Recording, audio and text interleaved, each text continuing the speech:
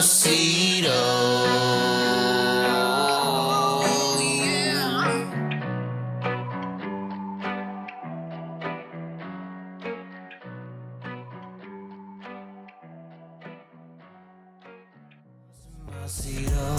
If I don't like 'em, I slide 'em like Carson Mosquito. And they can growl about it, lonely like old bro Joe. Cartel gonna care for me, not you, cause I'm the CEO. I'm here to fight, looking to sink with my torpedoes.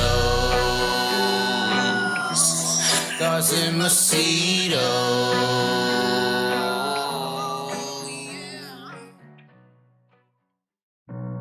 If I don't like 'em, I slide 'em like Carson Mosquito. And they can growl about it, lonely like old bro Joe. Cartel gonna care for me, not you, cause I'm the CEO. I'm here to fight, looking to sink with my torpedo. I'm just a lap car trying to survive, running in the back, fearing my life. Cause there's a black and 2041 guy adding to the junk in the field with some white on white crimes. Or is it 99 maybe?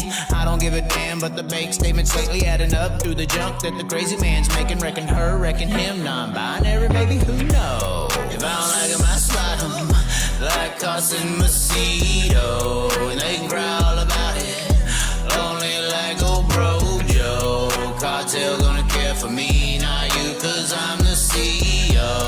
I'm here to fight, looking to sink with my torpedoes. Carson Mosquito. And I don't know where we go from here and what we think about it, but it seems to me, gotta be about it. Time to talk and speak comes across as weak, especially when dotting I's are crossing teeth. It seems to be what they all want and what they need. And then you'll go, oh, oh no, just like them cars. Down one he goes, and they get to finally feel like Carson Mosquito. If I don't like 'em, I slide 'em like Carson Mosquito. And they can growl about it, lonely like old bro Joe. Cartel gonna care for me, not you, cause I'm the CEO. I'm here to fight, looking to sink with my torpedoes. Carson Mosquito.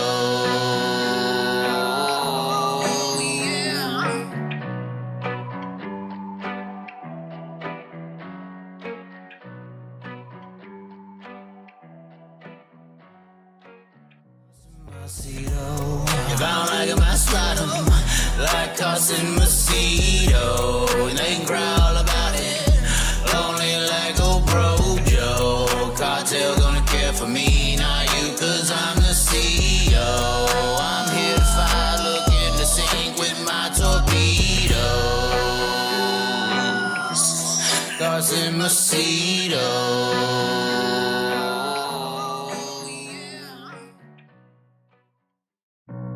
If I don't like 'em, I slide 'em like Carson Mosquito. And they can growl about it, lonely like old bro Joe. Cartel gonna care for me, not you, cause I'm the CEO. I'm here to fight, looking to sink with my torpedo. I'm just a lap car trying to survive, running in the back, fearing my life.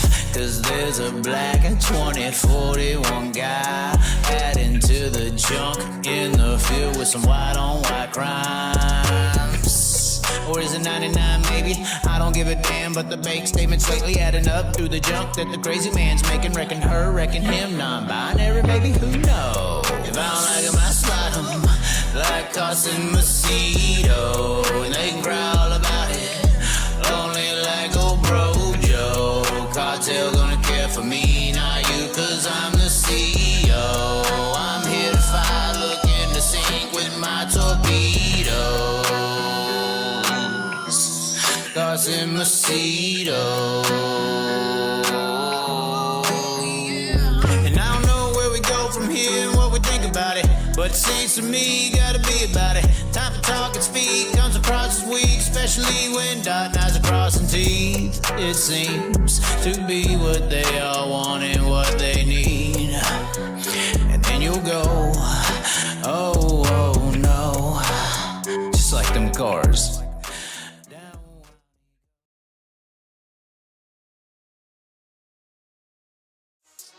Praying to God, ready to rip on my high, ready to rip with that armor, ready to rip, hey, ready to rip, ready to rip, hey, ready to rip, ooh, yeah. Trying my hardest to stay with the best, flexing Giannis S on my chest, facing problems down the depths. Ready to rip, I'm correct, the fish in the water, hit my marks, hooking and set, Indian honest, wearing my Hans and strapped in his harness, ready to rip, hey. I jump on that track, ready to roll, ready to rip, ready to reach, place my bets, hey, you never know when playing on hopes what you could achieve. Making the goal, peace with the soul, don't matter the bottle with what you believe. Cause if I'm taking it all in, the calling is harder with nothing that's harder than free. Not giving up though, don't trip, gotta go. Take a slip, make a pass on the low. Put it down the gas for a show. Slide a pass on the grass for the OFO. Got first, never last for the oh no. To the pass, to the glass, to the FOO. Cause I'm gonna pass all you cowards with ease. And when them speeding demons come, we don't feast with the beast and the evil hunting lust. Burn your cheeks when I speak with my real passion, love. Turning all your tricks against you cause you're one and only master. Ready to God, ready to rip on my high, ready to rip with that armor, ready to rip, hey, ready to rip, ready to rip, hey, ready to rip, ooh, yeah. Trying my hardest to stay with the best, flexing Giannis S on my chest, facing problems down the depths. Fish in the water, hit my marks, hooking and set, Indian honest, wearing my Hans and strapped in his harness, ready to rip, ay. And I don't care if you don't know my name now, cause you'll hear when my old lady goes to scream out. Sunset, sunrise, 45 to shine down. Only shine is the truth to the few in power. That's why I roll with God. Middle finger, y'all. Making trust in your clicks with your demigod. Worship to the money, your material. You'll get ripped in half, Sodom cash to Gomorrah. And if oh my! Come across oh hell no! Straight for your goods, hell no! Cash, hell no! Carson Macedo, where you at? Where you at, Carson? Where you at? There you are. And they growl about That's what I'm talking about. Only like we got the pink and even the hat matches. The hat matches, ladies and gentlemen. All the hat matches. The pink and black and white. Look at the pink and black. Oh, this is the back to the Chaz logo right running in the back, fearing my life. Cause there's a black hold on. Does that go good with the Deathridge glasses, the backwards with the Chaz? See, the reflection of the lights is what ruins the glasses. Without that, the Deathridge Racing Optician glasses are amazing, but they are not. I do have the same shirt on from last night. The reason that is we have been through hell and back since last night. Apparently, the Stockyards was not too fond of some guy yelling about sprint cars at like 2 a.m. And we just recently returned to this establishment that we're in right now due to one guy's, I guess, boyfriend or girl's boyfriend getting upset at some things I was saying towards him. And we had to take care of him, send him to the proper authorities, and then I went to the girl's house afterward. I'm admitting to being a hoe live. What am I doing? She was hot, guys. She was hot. The cowboy or cowgirl look. I keep saying boy. This is bad. I know where y'all are going to go, especially with the big-time blowed job for the title of the show. Oh, my God. This is full circle, guys. Full circle. Well, let's just say it was fun. It was a fun experience, and we just got back here like 2 hours ago. We went to a local place to eat and drink. Cotton Gin, pretty good place. It was very good, and we may be promoting establishments more than race cars, but we can't forget Dirt Crowd. They're at the top of the right of the screen, top left for you. And Deathridge Racing Opticians. Without these, we would not have made it home last night. Or this morning, or today. It's been a day. I don't know. What is night? What is day? I'm trying to distinguish the two. I'm not necessarily sure. We're about to go into the comment section. Oh, no. Somebody said this is going to be very interesting. The comments are already rolling down. Oh, look at the first comment. You're so nice, Mr. MNO8 or 06. See, I can't even see the 0 without the Deathridge Racing Opticians. Be sure to mention the Chazzy Special. Not in the World of Outlaw 85 feature laps have there been since a pass. Oh. So what he's saying there to translate for the non people who have been through hell and back, through hell, literally, it held out last night at Texas Motor Speedway. They had a tornado 15 minutes from the track, and everything at TMS got shut down last night. We did get some GoPro video of Carson Bolden, though. Very impressive for his first go in a 410 sprint car. Under horsepower, but if you go watch the video on Along with the Chaz's outlets, even here on the channel, you could see a GoPro action kind of sequence from inside the car, outside the car. I tilted the GoPro vertical. I don't think I've seen too many people do that. I'm sure they will now because we know that Reels and TikToks are a little more popular, so the vertical video is more in demand right now. So I'm like, why am I videoing GoPro this way? Let's put it that way. Very interesting on board from the vertical view on Carson Bolden's car. And then, of course, we threw some flybys in at TMS down the back straightaway. You can get really close to the fence there and be pretty safe. They are booking it, guys, at Texas Motor Speedway, 140 miles an hour, I'd say at least. That's a fast fucking racetrack, which, by the way, I still believe is the finale for the High Limit Sprint Car Series here in 2025. That's where they're having their banquet and everything. I'd have to recheck, but I'm pretty sure that's how they did it last year. That's why I came to Texas last year. But regardless, our commenter here is being a real bad man. This MNO0624. I don't know who the fuck you are, Marv. Or never mind. I can't. Or Marv. Some Puerto Rican slang involved in how you say his name, in my opinion. He is trying to say that the World of Outlaws have not had a pass for the lead in the last 85 official feature laps ran underneath the World of Outlaw Sprint Car Series banner. I believe that's what he's saying. And I'm guessing you want to blame David Gravel for that, right? Most of the time. And then you want to get mad at Buddy Kofoid, huh? So are you blaming Buddy Kofoid and David Gravel for this? Mr. 0624? Probably a part of the Puerto Rican Mafia, aren't you? I bet you are. Puerto Rican Mafia. Oh, yeah, they're slinging fucking more than you know in Puerto Rico. TMS is High Limits Finals 2-day show. Okay, thank you for the confirmation. Best sprint car racing is in Perth, Australia. Plenty of slide jobs. It is until the really good drivers show up, and then you single file out like Kyle pretty much did to y'all. It doesn't matter. The reason, and this is why, I know this is going to be very hard for some of my listeners and even me to swallow.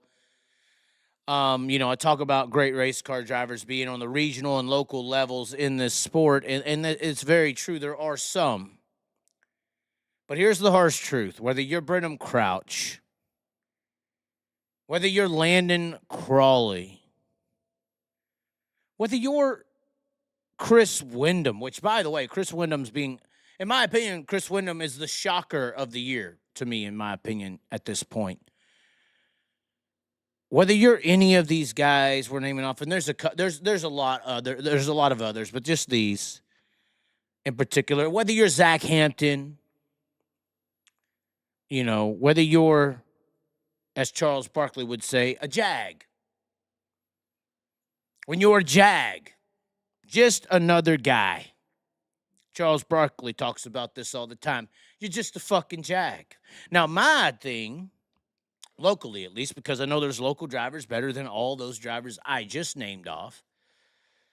You're not getting any credibility even close to the damn Jag. You're not even just another guy. You don't fucking exist if you're local or even regional. There's some regional guys that are impressive. I would say over the last month of time here in the state of Texas that I've been, probably the most impressive driver is not even from Texas. He's a young driver in a X9 chassis, one of the newest chassis in sprint car racing. Reese Moran, in my opinion, out of all the people I've watched from the southern regions of the United States right now in my last month of personally being at tracks, watching guys for a month's time, the most impressive young racer out of this region right now is Reese Moran. So, for instance, if Reese Moran never goes national, he's horrible. Although I think Reese Moran is potentially a David Gravel contender if you gave him 3 or 4 years on the national scene right now. Take him and go. You take Reese Moran to the national sprint car scene, or a couple of these guys. There's a Reese Moran in every region. This is my point. You put him in a World of Outlaws sprint car, he's going to be in 3 to 4 years. Some of the guys I point out, at least, I think they're right up there with Gravel. They're up there contending for wins. But my point is, even though there's that underrepresentation, and even though Chris Windham, and once again, being extremely impressive this year, I'm very surprised at Chris Windham's performance in 2025, personally. I'm just watching him. He's really good. I mean, Chris Windham's coming up, guys. This could be it. This could be the year. At least that's what everybody around him believes. Nas does, at least, correct? But he's looking good. He's looking good. I'm just saying, these regular guys, these Jags, even the Brandon Crouches, the Landon Crawleys, these guys are actually decent.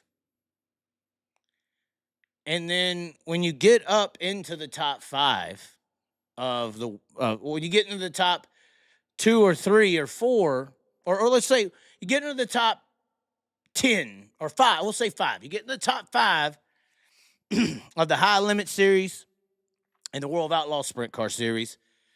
And then you got guys that are really good. To get up into that top 5, that's impressive. That's considered a win by anybody who is just good, just another guy. You know, because there's guys in the High Limit Series that aren't just another guy. They're this guy or that guy. They're Marks. There's Tanner Thor. There's some guys. But when we start talking about that top 5, they're not. You ain't just a Jag. You know, you're a guy. So there's top 5 on each side. Now, when you get up in the top 3 of the guys of the industries, the national series, I think that's when you have your big separations. And maybe not even in drivers. It could be in just race teams. I think some of these race teams are elite more so than the drivers. And I give credit to the drivers, guys. I'm not saying David Gravel and any of y'all suck. Y'all are really good drivers. But race car is fucking huge. Crew chief is fucking huge. So when I say top 3 of the High Limit Series and World of Outlaws, I'm not going to sit here and say there's probably, you know, that's where the top 3, the next level of you're a guy, now you're the elite guy or something. Maybe there's Sweet on the High Limit side. Some of y'all can maybe roll the dice. Maybe Reitzel's maybe getting there. I mean, he was trying to be a maybe on the World Outlaw Tour. Ran well, but he wasn't contending for the fucking championship. I'm just saying, you know, Sweet's about the only guy over there. Let's just be honest. When we talk about top 3, I ain't saying 5. 5's where the guys are at. That's where your Courtneys, your Marks, that's where your Selzies are at. That's where your Schatzes are. That's where, you know, where is Schuhart? I'm saying top 3, you know, Gravel, Macedo, the 41, the 2. I would put the organization of the 15 up there too, especially now that we're on the Chevys. But back to the cars and the crew chiefs. Crew chief may have played a bigger part in that than just the motor with TSR when it went from Donny dominating to a couple wins. It could have been the crew chief, although they're dealing with lineages from that regime. My point is like to run up there with the Gravel 2 and the Jason Johnson 41, and you could, even when we talk about teams, that's when you can say the 15 and some of these other organizations, and I think that's why, you know, the Outlaws are a little tougher to pass that fucking leader. Maybe put the Roth 83 in there. Sorry, buddy. I forgot about you for a second. Even though I guess Buddy Kofoid's mad at me. I don't know why, but gave me an attitude at KSP. Okay, fine. I just won't be supportive. I don't know. One of the nicest people I've treated on my online shows is Buddy Kofoid. Been so supportive, and somehow I don't get it. Regardless, you would think the other guys would have issues. We did talk to Carson Macedo about the song. He doesn't like it, but he likes it. He says he hates media. And he just hates it all. He wishes it would go away. And at the end of the day, I said, yeah, I know. Everybody's so fucking serious. At least I sit here and try to have fun and just talk shit and sing songs about you wrecking people. You know, I try to add some fun to it, you know, lighten the mood. Y'all are so serious in this other media department. That anybody would hate that. I don't understand how you deal with it either. But I'm trying to help change that thing. But regardless, I think those teams are very elite. I just think those teams are very elite. And it's going to be, it would be tough for anybody to pass for the lead. Now, back to the guys. That's why I say just sweet, because let me tell you something, guys. Casey Kane ain't running. Let me just say this. I'm not trying to be mean. No, all due respect. All due respect to High Limit, Casey Kane. I think your interviews and everything, I've heard about your background. Talked to people up in the Washington area. Obviously, I spent a bunch of time in Washington. Had one of my buddies get actually accidentally, I guess, or purposefully shot, you know, over there. Old Virgil with the Skagit Speedway got shot in his truck a couple years ago. That was very sad to experience. But regardless, I like Casey Kane a lot, but Casey Kane ain't ever going to fucking finish second or run that well against the World of Outlaws Sprint Car Series. Maybe he has one night or two. Let's just say in the last 5 years he's ran there twice, but it ain't going to look that easy. I'm just saying, when you got those elite guys in there, it's going to be hard to run second if you're Casey Kane. And you throw in the depth with Hodenshout and Schuhart and everything, the guys. So maybe there's more guys with the World Outlaws as well. But I just think that's a contributing fact as to why you haven't had a pass for the lead. And that was the original question here that we've went and talked about. But your comment has went away. Somebody said the World Outlaws haven't had a pass for the lead in 85 laps, I think, or 80 laps. So I think that's a bigger contributing factor, is because when you get into that elite level and then you get into that World Outlaw level, you give David Gravel the point, you give Buddy Kofoid the point, and you ain't fucking catching that bad motherfucker. Now, this had nothing to do with the show, but it is a good topic, so we'll continue. The problem with the World of Outlaws Sprint Car Series and sprint car racing in general right now, and motorsports in the dirt racing world, you know, in this sport's heyday, and even Joey Saldana talks about this, even though I believe he destroyed his career with the TikTok situation. Joey Saldana could be just as big or bigger than Cleetus McFarland right now, but he was upset that somebody stole his T-shirt. He could have been, you know, so big on TikTok. I'm glad that Spike picked that up for me the other day and told us on the show that Joey Saldana ruined his career when they had an issue with him being the most famous shirt on TikTok history back in the day. But regardless, during COVID, God, that just ruined my whole train of thought up. Oh God, I just couldn't believe when I was told this. I know I'm all off topic, But remember, at the end of the day, dude, you can't make up your mind. 1 minute High Limit is the best. The next, it's the World of Outlaws. Which one is it? There is no. What do you mean? Now, this is even a dumber question. I mean, roster-wise, World of Outlaws is better. I'm talking like a dirt fan. I'm not talking like a normal fan. Regardless, I don't know why that question. I mean, High Limit has the prolonged success because they're going to make money or a living on dumb fans. Now, here's the problem. What I was trying to talk about.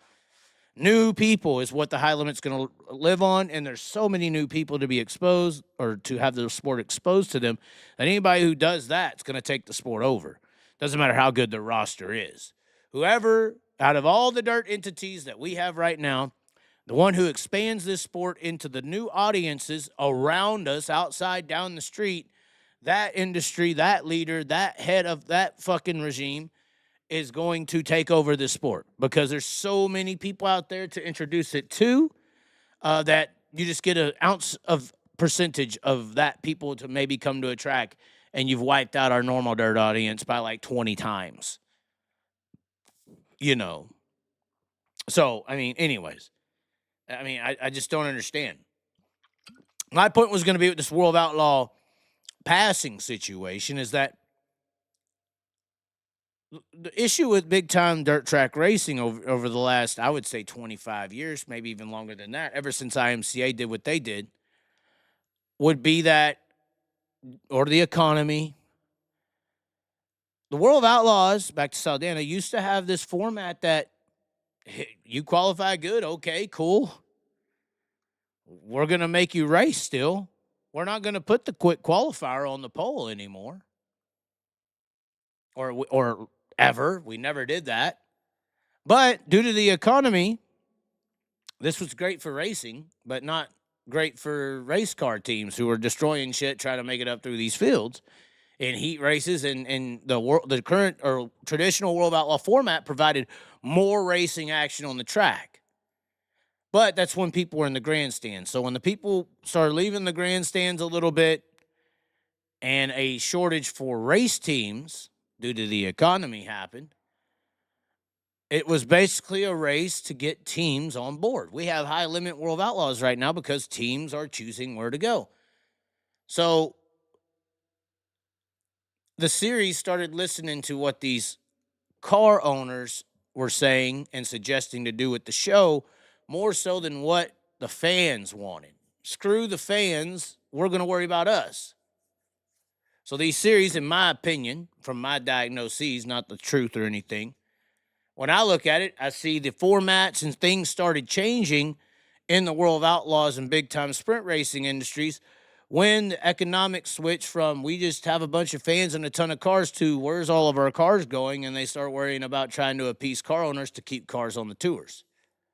You know, we got to contribute Tony Stewart and Casey Kane there because if they didn't field World Outlaw teams, how many cars would have been on the national tour 20 years ago or something, 15 years ago? Would have what, 6 cars, 5? Would y'all went to the World of Outlaws then? So those two people are basically responsible for the World of Outlaws being in existence, in my opinion, partially. But I think that's when the formats changed, made it easier on teams and drivers to show up like a circus act, unload, or it's like a carnival. The carnival comes to town, and instead of unloading fucking little roller coasters and merry-go-rounds and little mirror rooms and shit, or that thing where you lay down and it looks like a spaceship and it spins you and floats you into the wall. Instead of that, it's now become these trucks show up and they unload these race car little operations, and these little clowns come out and act all serious and tough and work on the car, and then this little midget guy runs out. Oh, sorry, that's like a circus act. I didn't mean any offense. I'm just saying, like, then this little short thing runs out and jumps into the car, and it goes around. The clown cars go on the track and they race, and everybody's serious about it. And then there's fireworks, and then the clown cars come back in and they load up and they collect their check and they're paid and they go to the next event. They all got their little clown car shirt. It's like a little regional little traveling carny show. The greatest show on earth. It's the greatest show on dirt. There's a reason it's similar there. They set it up the same. At least its operation. The operation's very similar to a circus or like a little carnival. I'm just saying. So I think that wasn't always the case. They had a shortage of actors, so they had to piece to what the actors wanted, which was these easier formats for cars and drivers, and they didn't have to work that hard. You just qualify well, get out of the way of the idiots, and go home. Collect a check, run well, go home. You know, so that's what I think happened. I think most industries started listening to cars and team owners to appease them. Now, once again, I mean, High Limit World Outlaws, how much do you think they're appeasing these different teams to get them to sign up with them? Hell, High Limit Racing's developed a franchise thing. It's all about the owners. What about that franchise thing is about we're going to make the fans happy? What about that franchise paper is we're going to put on a good show? What on that franchise paper is we're going to have the best drivers? What on that? It's not. So you could tell what these series are attempting to appease. So a night where a driver unloads, qualifies, wins, dash wins, runs away with the race, that's a success in the world of Outlaws. That's a success for the system in place. That's the best way. Chaz devised a solution with the people, or the room people, and others to make sprint car racing a better a better show for the public. High Limit, I think, is pretty close with their format.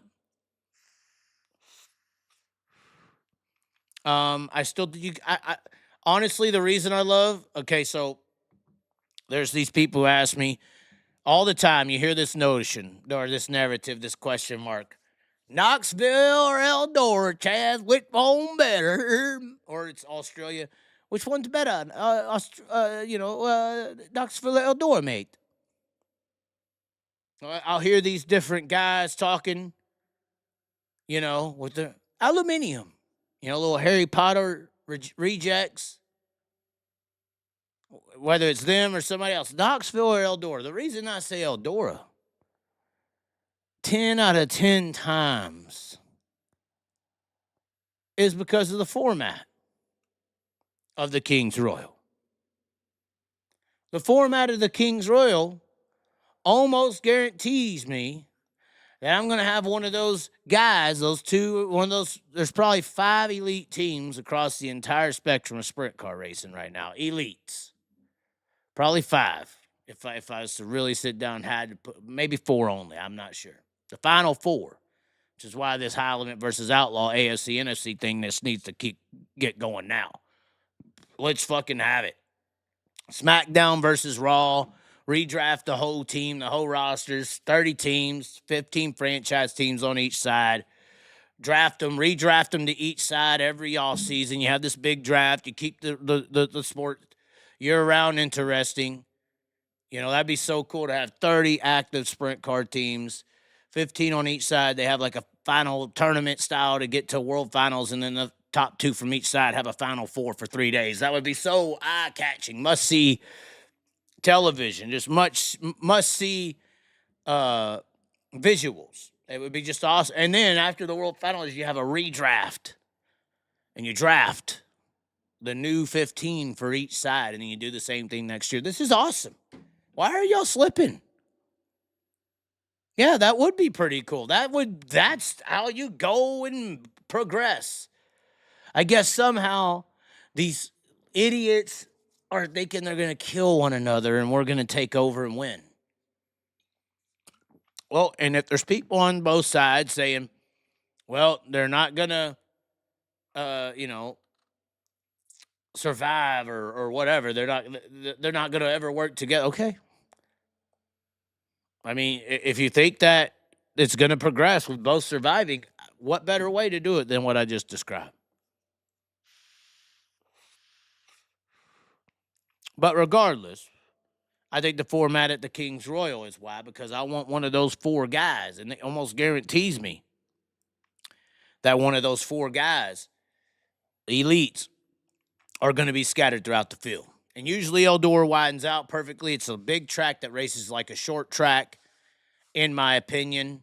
And it just is better racing because of the format. And I don't think that necessarily King's Royal format should be week in and week out, but I definitely think that there needs to be some formats that come out that are entertaining. I know that PA and some other heavy sprint car areas of the country, they used to do, at least the one I know, if you were like the points leader, if you were points leader, second in points, third in points, if you qualified for the main event, the points leader had to start inside the 7th row, no matter what, I think. 6th or 7th, maybe it was the 5th row. inside 6th row or 5th row. Second in points, I think it was 7th. Inside 7th row, you had to start 13th. Second in points had to start inside 5th row. And third in points had to start inside 3rd row. No more. You could start worse than that, but say the top 3 in points qualified to start pole, outside pole, inside 2nd row. Fuck you. You're the pole sitter, or you're the points leader. You started there, or you qualified there. You want the points lead, you have to go back to inside 7th row to start the main event. Second, you got to go inside 5th. Third, you got to go inside 3rd. So that is how I know some formats did it. Now, will that, and we don't really have this format anymore, although I think that was up in PA. I know it was down here in Dallas and some other sprint car racing areas, but do y'all think that survived for as long as it did because the car owners liked it? No, it survived because the fans liked it. The show on the track was enjoyable when you had the points leader every single week having to come from deep in the field. So you got one guy coming from 13th. You got a guy to watch the entire race. Now, imagine if the World of Outlaws did that right now. David Gravel, every single week, as long as he's the points leader, has to start 13th in the main event. Every week. Would that not be exciting? Think about that. So the show could be instantly fixed, right? Now, some people are looking at me like, or car owners or somebody, they're like, oh my God, that's fucking stupid. Oh my God, this guy, he just wants us to waste all of our money. No, I just want you to put on a fucking show. High Limits format's a little better. Friday night at Central Arizona was a great race. Saturday night was a snoozer, a dud. You know? World of Outlaws, they, like I said, the commenter said it earlier, ain't had a fucking feature pass in 85 or 100 or whatever laps. But if you start doing that, everybody's talking about, oh, well, they need to restructure the points, and maybe that's why they do a chase, because sometimes these national sprint car and late model championship chases, they get out of hand because the leader goes out there, whoops ass, and gets 200 points ahead, and come July, we already know who fucking champion is.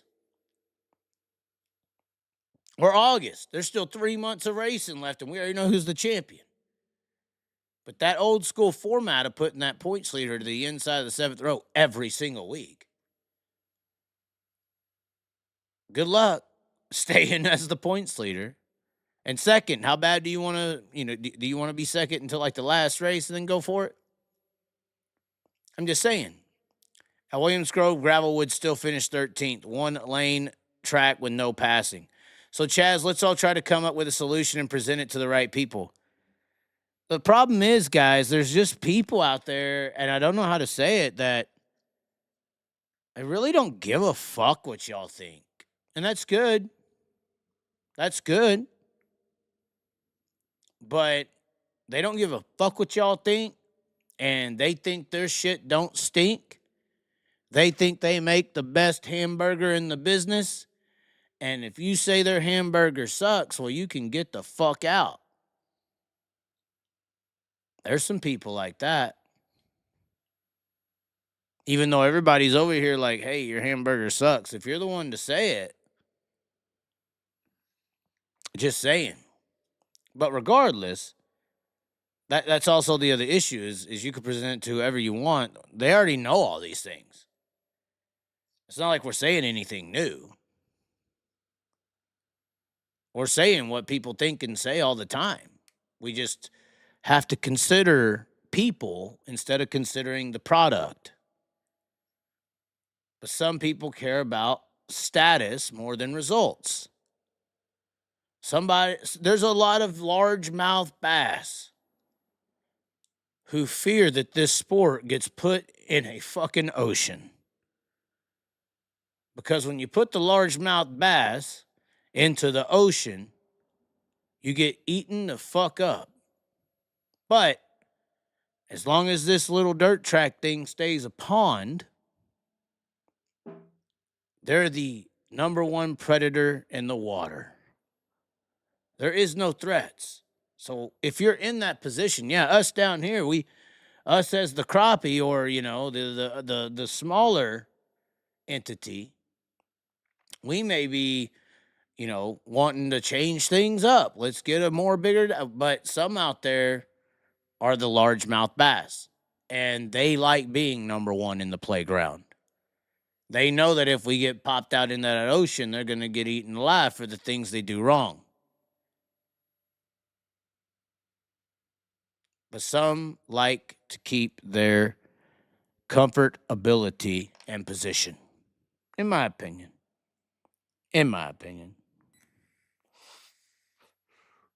Chaz won't like this, but Modifieds are a better show. We ain't even got to the first topic. I had all these topics. Let's just go down them real quick. We'll change it up. Oh, we can't even see that one. So we had this issue with Weber Valley today. Hold on, guys. There's a big problem here with this.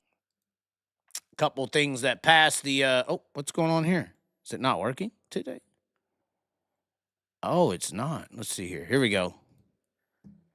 So we had a few issues at the Weber Valley Speedway. Of course, this is a racetrack. It's the world's roughest 2/8 mile speedway in Tennessee, Salina, I believe, Tennessee. Hold on, let me get my Dethridge glasses out to read this fine print on my screen. Salina, Tennessee. And they had a couple situations here at this racetrack. We're going to get to that one. That's one that definitely made the headwaves today. This one was just as detrimental.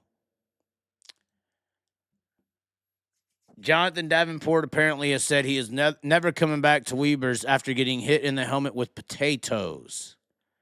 So this fan was shooting potato gun potatoes at Jonathan Davenport and hitting him. And on this same race night at Weber Valley, this girl you see here lifting up her shirt, Jennifer, her husband apparently was racing on the track.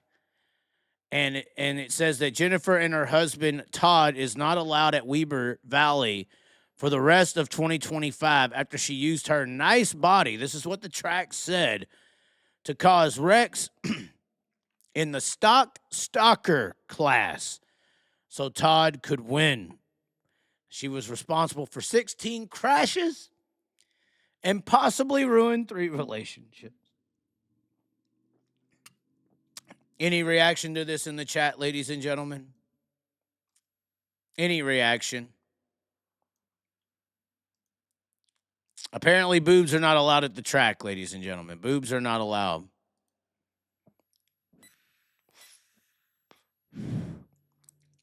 I want to go to that track now. Seems like a good time. Oh, my God. Oh, my God. Back to the web. Y'all people are disgusting.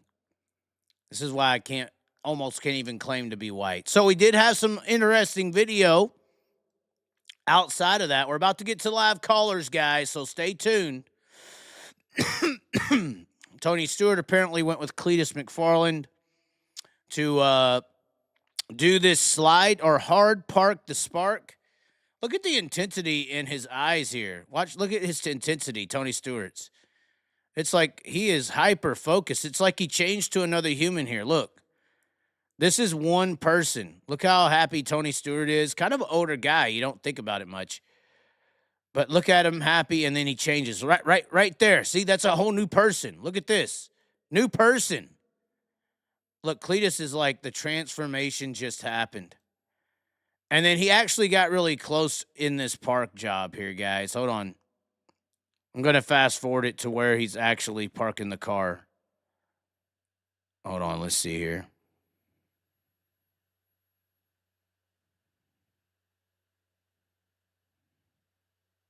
Yeah, right here. Here's where he actually parks the car.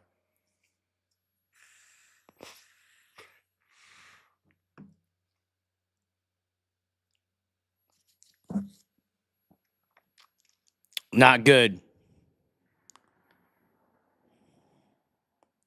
Pretty close, though, right? That's first try with a spare on. Look at that. That was pretty impressive. We forget how badass Tony Stewart is because it's been a minute. Oh, that's a mess up. But that was pretty interesting. I thought that was a good one. It is on Cleetus McFarland's social media outlets if you want to check those out. Any reaction here?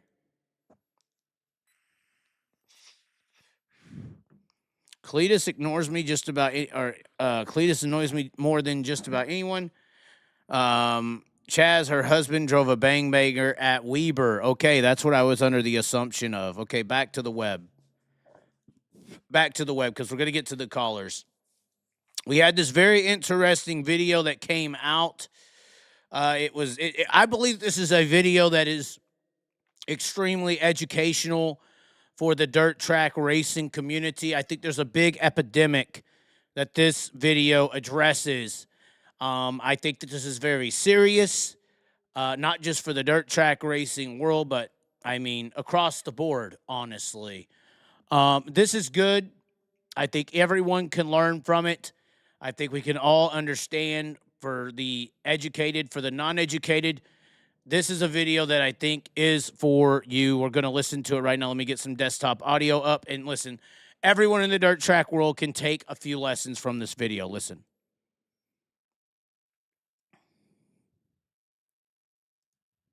Oh, hold on. We're trying to get it going. Hold on. Oh, come on. No, don't take it away from me. Hold on. All right. This is it right here. Here we go. I think. Come on, man. What the heck? There we go. Have you ever said the N-word before? Of course. Yes, I have. And how did you say it? How do I say it? Yeah. Like my boys back at home in California. Nigga. What's up, nigga? Say what's up, nigga. No, here you go. Watch it. Bam. Bam. Okay. Talk. Nope. Talk. Hey, I would be like that. Okay. That's cool. Oh. Hey. Have you ever Listen, said guys. the N-word before? Of course. Yeah. Yes, I have. And how did you say it? How do I say it? Yeah. Like my boys back at home in California. Nigga. What's up, nigga? Say what's up, nigga. No, here you go. Watch it. Bam. Bam. Okay. One more listen for you who need education out there. Okay. One more roll here. Hey. Have you ever said the N-word before? Of course. Yes, I have. He's a pog. And how did you say it? How do I say it? Yeah. Like my boys back at home in California. Nigga. Yeah. What's up, nigga? Say what's up, nigga. No, here you go. Watch it. Bam. Bam. Okay. Talk. Nope. Talk. Damn. Just so you know, I mean, the comments is full with approval on this. I mean, it's an Instagram video, but the comments are full with approval on this message. So I'm just saying, guys, any reaction to the education you just received? I mean, this is all people of diversity. He said, of course, with the most confidence in the world, he's certified West Coast. He wanted to say, like my ninjas back home in California. His boys on the West Coast are so proud of him right now. I'm just saying, he was definitely invited to all the cookouts. I'm just saying, guys, any reaction in the chat, this is what people in the world believe.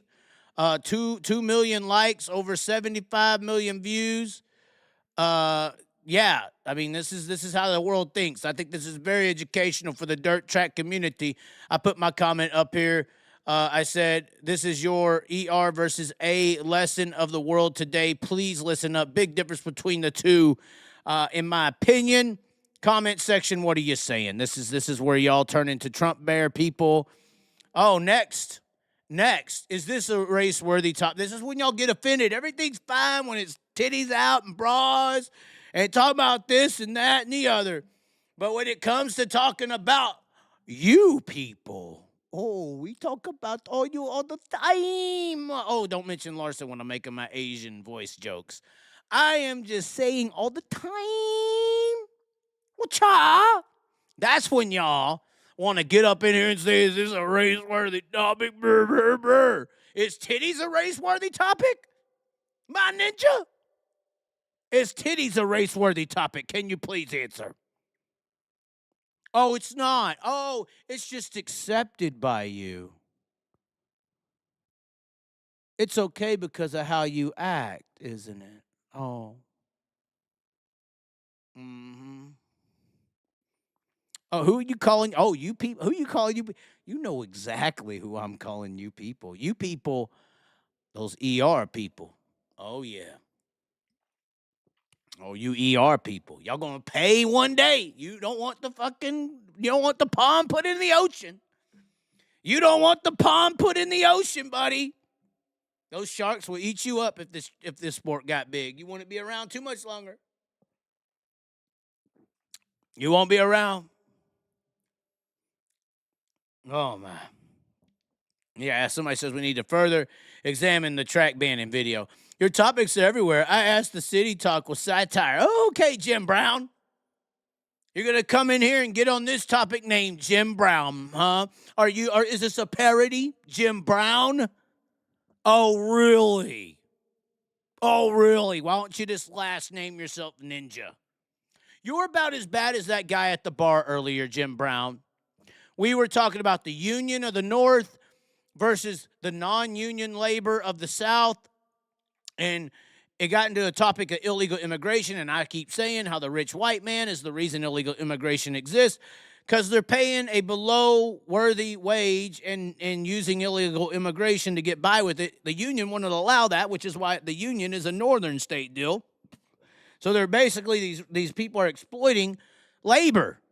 And then the guy's like, yeah, you know what, Chaz, when you explain it like that, you're kind of right. You know, they're just doing these jobs that no one wants to do and no one's ever motivated to do, so they keep exploiting people. Yeah, I know. And then I said, there's no one in the world wants to do these horrible, shitty jobs, like going in the fields and stuff. And there was a guy like you, Jim Brown, who in the background literally said, oh, yeah, we had people who would go and do all the work in the fields, but Abe Lincoln fucked it up. Oh, really? Jim Brown. Abe Lincoln fucked it up, you non-ninja saying ninja pleasing son of a bitch. Abe Lincoln fucked up the people who would do the labor in the fields.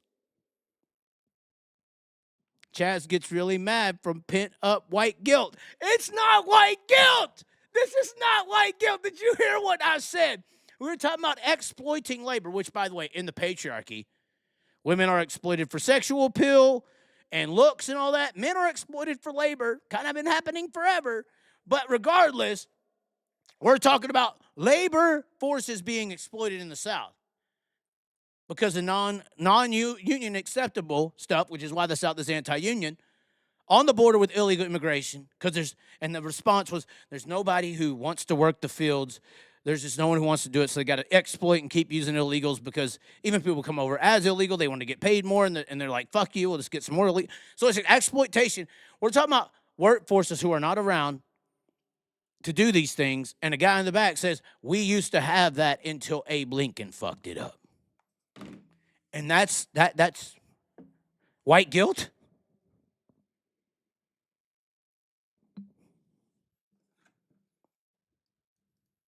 Back to the web. Here's the biggest topic of the season of the Nuts. William T. Luce with the video here. We're going to make it smaller so that William T. Luce can be told that his stuff is not acceptable to Facebook, because I think they would flag it. Windgate here. This is a heat race from 41 Speedway last night where Johnny Gibson was not announcing. And I think we know why this all got canceled. This is a heat race, though, where the wind apparently grabs this yellow car. The wind did this. Everybody else goes through the corner, or they all slide up. Look at that. Actually, you could see the wind did play a factor in that. This wreck right here, this is the wind. Look at that. Did y'all see the wind do that? Look at the 10 car and the 7S right here. They all get pushed up the speedway. Watch the 7S and the 10. They go up with the 52. Wow. So big wreck there due to the win in the heat race. David Gravel comes onto his Facebook page, makes a big apology video, but sympathizes. And then the comment sections get good. And this is something I was arguing in the comment section about with this cancellation to the wins. After the heat races and everything were complete and it was considered a full show, the World Outlaw Sprint Car Series declared to postpone the event. So it will be postponed, and I guess there'll be another race. But these guys were in here arguing about, they got their money and they canceled the show because everybody in dirt racing knows that the heat races are completed. Then it's considered a full show. That is kind of messed up. I kind of agree with this guy. I do believe they did I believe they rescheduled, but if they don't reschedule, which sometimes they don't, it is messed up that they raced in heat race conditions that were just as bad, if not worse. They were worse, apparently, than the feature events. And you cancel before the feature event, saying that it's too windy to race, although you already raced in the wind. You did junk some cars, but if they waited to after the heat races were completed, it does look a little fishy. I'm not saying it's a robbery. People in the comment sections are saying it's a robbery. I'm not sure. What I am sure of is that the Central Arizona Friday night race with the High Limit Sprint Car Series was great, and the Saturday night show was not. But anyways, we are opening the phone lines, ladies and gentlemen. We are opening up the phone lines. But first, before we open up the phone lines, we're going to be talking about everything. Donny, Schatz, and the Ford, the Chevy, the who knows what's up. We got to check in first with Prime. We'll be back on the other side with phone calls live here on the show. Have you been search to that is in it for the long haul? Well, look no further than the composited innovations provided by Prime. These customly crafted pieces are handmade by former Jason Johnson Racing car chief and Prime owner-operator Clyde Knipp. Prime Composite Innovations is located centrally in Missouri and is looking to provide that big-time performance at a fraction of that big-time price. For additional information, visit prime-composites.com today to see what they have to offer, as well as their stable of current full-time drivers that trust Prime with their ride. For the future of innovations, with the properly composited type, you can depend, move forward, and rely on Prime.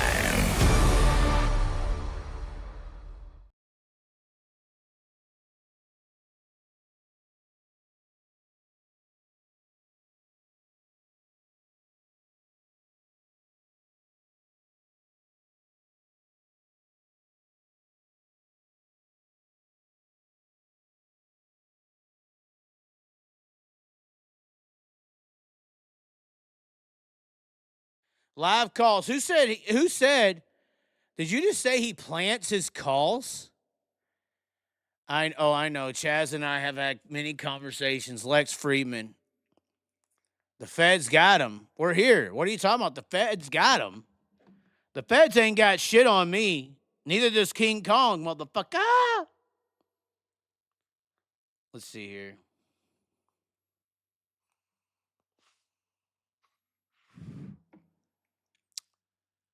Oh, we gotta restart this, actually, ladies and gentlemen. Hold on. We gotta restart this. We're about to take off your chats for just a second.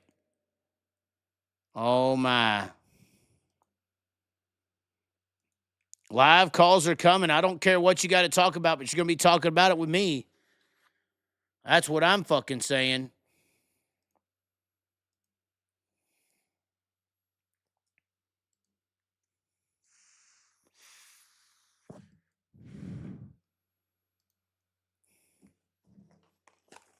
Here we go. We're getting locked in, guys. Getting locked in. We have the best beer in the world, and we have a first caller who's going to bitch us out. I know this guy's mad at me. Let's see. Can he hear me? Hello. Hi, how you doing today? Oh, no. He's going to get mad at me. Broke Joe got mad at me for hanging up on you last time. Okay.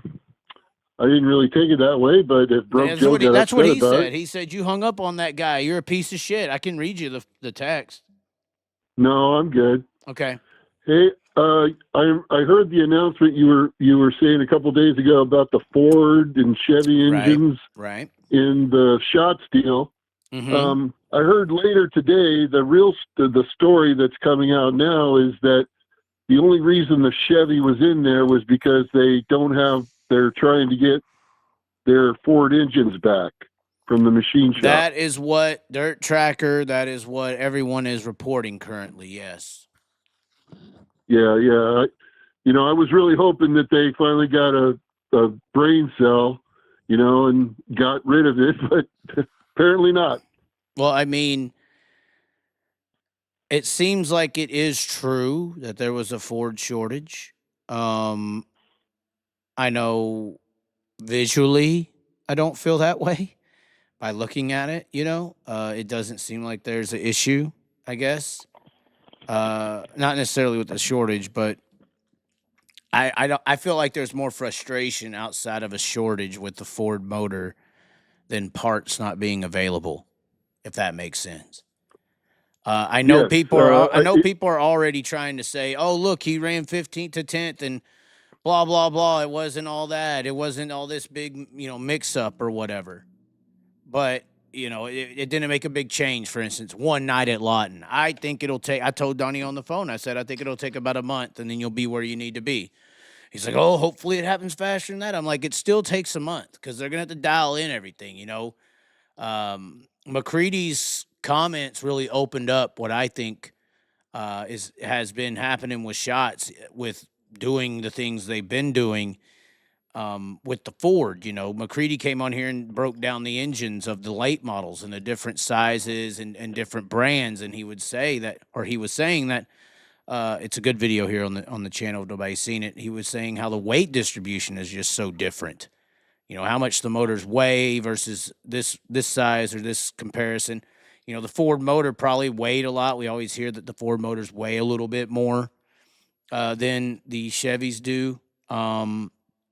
So yeah, they're gonna. I think it's gonna take a month to really dial in the new or the get reconvenience with the Chevy while trying to keep up with David Gravel and Macedo and all the names that are available now, because I feel like there's a lot of names and teams that are very fast, even in comparison. If you could drop what I mean by that is you could probably maybe take the 2017 or 18 Donny Schatz and put him right now with his same setup in 2025 on the Outlaw Tour. I think it'd be a little tougher to win than in 2017 or 18. I think the series is tougher to win races in 2025, which why I think what Gravel's doing is pretty impressive. But I think it'll take a minute to get back. I do think that Donny Schatz will be more competitive than this one that we've been used to seeing.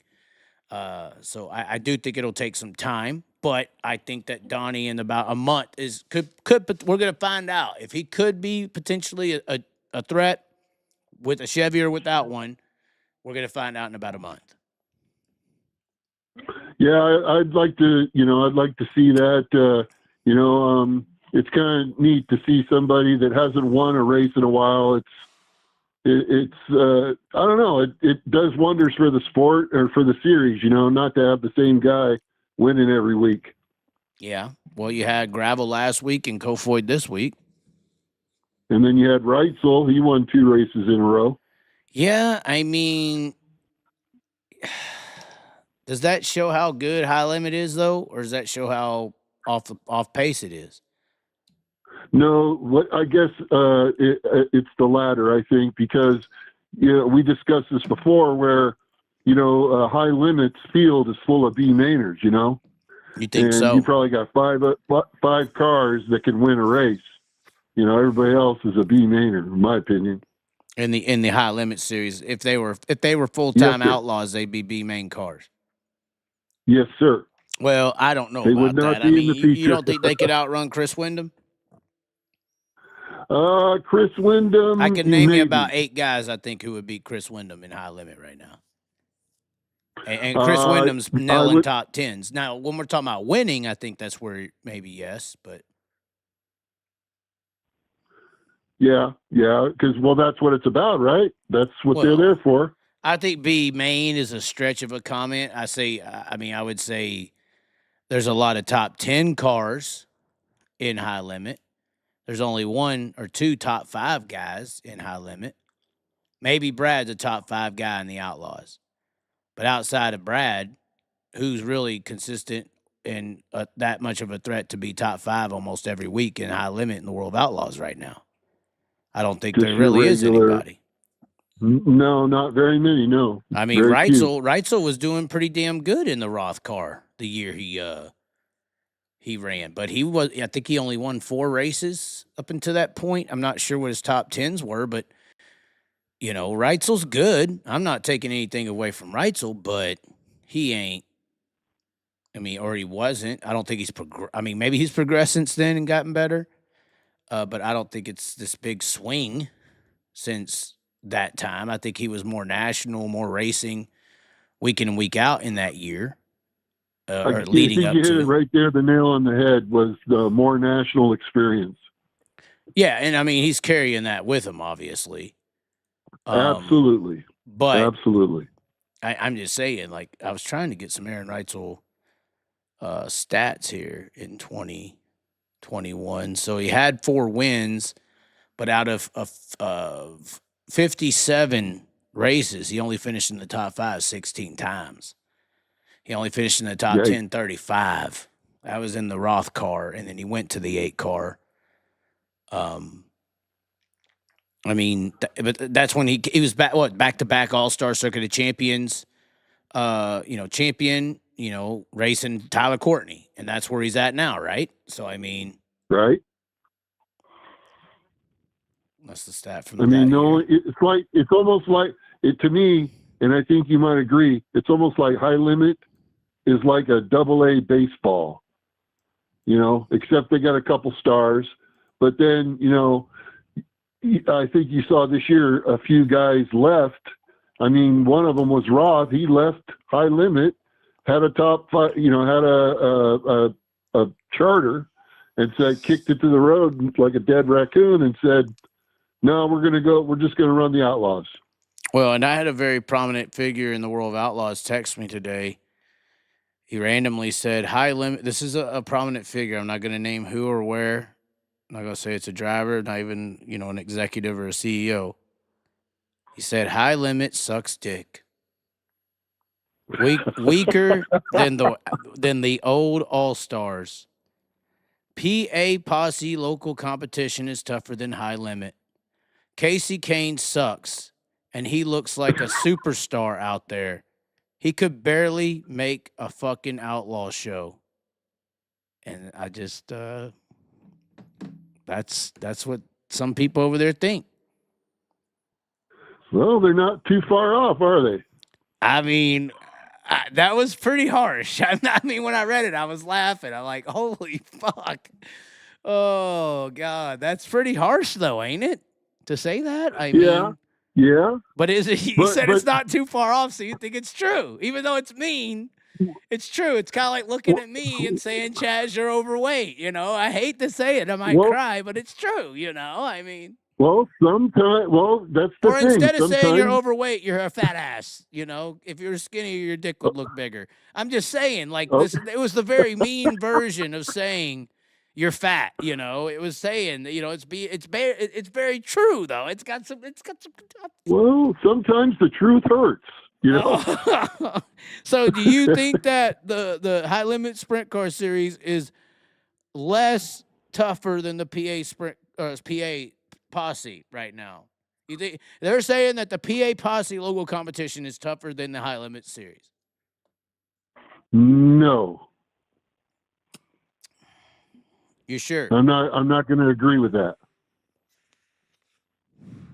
because there's a lot of the guys that are local Pennsylvania that ever hit the road with the high limit. I'm not saying that, but if you come to PA to race weekly, for instance, versus going on the road to race high limit, this person's saying it's harder to go to PA and race than it would be to go to the high limit series full time and race. Like it's more tough. I mean, do you see, honestly, this is what I think he's saying. Do you see a world where Casey Kane's running second in PA in stiff weekly competition? Do you ever see that happening? I don't know if I could say yes. Exactly. No. I think that's his point. Yeah. You know? Yeah. And both races this year where he ran second, there was no way in hell he was going to challenge Sweet. No way. Right. Well, I was trying to think, did he ever run second in the World of Outlaws over the last few years? I don't know, to be honest with you. He had two top really fives in 2021. I mean, when he took over the Roth car, that's what it shows, two top fives. I'm not sure where he finished, but. Well, the way they're talking about him, but no, I don't think that that series is going to be, Pennsylvania, yes, okay, yes, the locals against the locals that run it themselves. Right, that's what he's saying. Yes, like PA posse, if you come in there into PA, it's harder to run second than it is to run second in high limit. Is what he's saying. I would agree with that part. Yes. You think so? You would put a PA local racing when everyone's there. We'll put that on. Hell, everybody even got to be there. I mean, Steve Buckwalter can hit his ass every now and then in a $20,000 race car. I'm just saying. Right. Casey Kane going to second. I mean, the guy in the comments saying Casey Kane has wins at Lincoln and Williams Grove in the late 90s and 2000s. Wow. So, I mean, he came in. With the Outlaws? A weekly competition, I think, is what he's saying. Oh, okay. Because they were talking about Kane the other night. He has not won a feature in high limit, of course, and the World of Outlaws. Yeah, in national sprint cars, yeah. Correct. And if he wins in the high limit series, does that actually count? I mean, come on. I mean, I think it does. But let's just say in the mind of Casey Kane, I even feel like there is a difference in if you set aside all the personals, the KKR, the high limit national series, the alliances, any one of them, if you set him down honest and said, hey, if you want a high limit racing series event, would you feel like that is as impactful or as important or as self-gratifying as if it was a World of Outlaws series event? I would still say, Casey Kane's old school enough to know that there still is that difference, Sure. Hey, kid, I'd like to change the subject for a minute. I don't know if you know anything about it, but Johnny Gibson, I guess he's got AFib or something. Okay. Now, is he gonna have to change the way he announces with all that energy and screaming and flamethrower? What is AFib? Do we need to look it up? What is AFib? Do we know? It's something to do with your heart, where your heart, and I'm not a doctor, but my wife. Well, there's this thing called a phone and Google, and you can find everything else. Atrial fibrillation is a quivery, fluttery heartbeat. Well, we could tell that by how he announced quivery and flutter. You might also hear the doctor call it arrhythmia. I think that's what it says. Okay. It means your heart's normal rhythm is out of whack. Well, fuck, his heart's running at 6,000, right? So that means he's hitting on all 8. They're just saying they're used to fucking carbureted, and he's fucking direct port fuel injection. They don't know what the fuck they don't know how to read his heart. I'm just saying. It says because your blood isn't moving well, you're more than likely to have heart failure. That is not good. But his could be moving quicker, and they just don't know how to diagnose. They never ran into Johnny Gibson. Johnny Gibson is not of this world. Johnny Gibson is of the Illuminati bloodline. He's a lizard person. A lizard person? Yes, he's a lizard person. So is Kyle. I saw him. He's a vampire. I saw him transform one time in Charlotte. I couldn't tell nobody. If I don't wake up tomorrow, you know why, guys.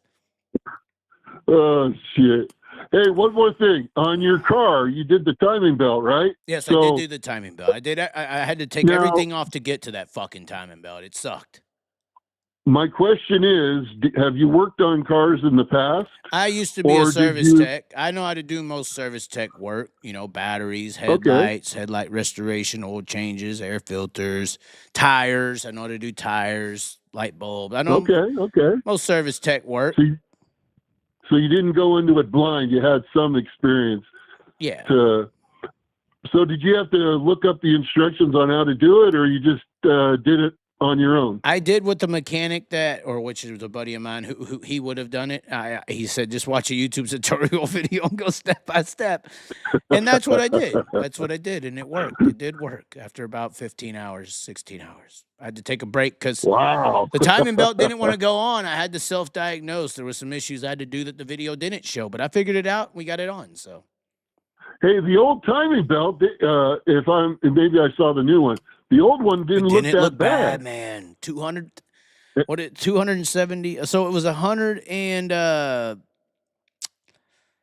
about 65,000 miles old. Was that old timing belt? Yeah. And it looked like it looked brand new. It looked to pretty me. fucking good, man. I should have kept it as a backup. Well, because the new one didn't want to go on, and the new one didn't. Well, the new one didn't want to go on, so I was kind of scratching it a little bit, trying to get it over the teeth. And then I was like, "Well, fuck, should I just put the old one on?" You know, it's got some little rub marks on it, but. Oh wow! Yeah, that's pretty cool. Because to be honest with you, I work on Toyotas for a living, and I would never want to touch a what is that, a Mitsubishi? Yeah. Man, because that's tough. Those and Hondas are a lot more difficult. Oh, it was than our hell. Toyotas. I mean, it was hellacious, but I'm mechanically inclined. So I mean, I've had to live a life over the last 6 years where I've been in points and positions I had to figure it out, or I'm fucked. You know, so I've had to be very self-dependent over the years. Well, that's good. That's good. Yeah, that's good. Yeah, country boys can survive, but I don't know if they would call me a country boy. But I don't know what they're calling me. You tell me. What are they calling me?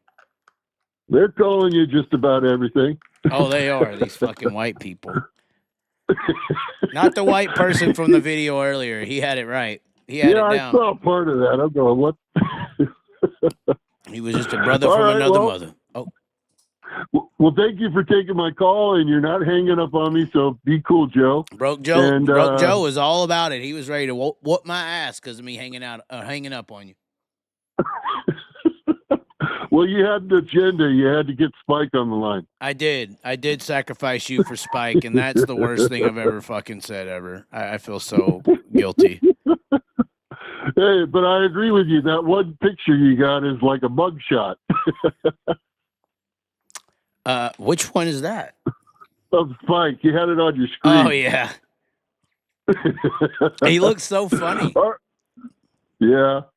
Yeah, it did. It did. I'm going, wow, that's how do you get a hold of that one? It's a good one. All right. All right, well, we'll talk to you next week after the races. We'll try.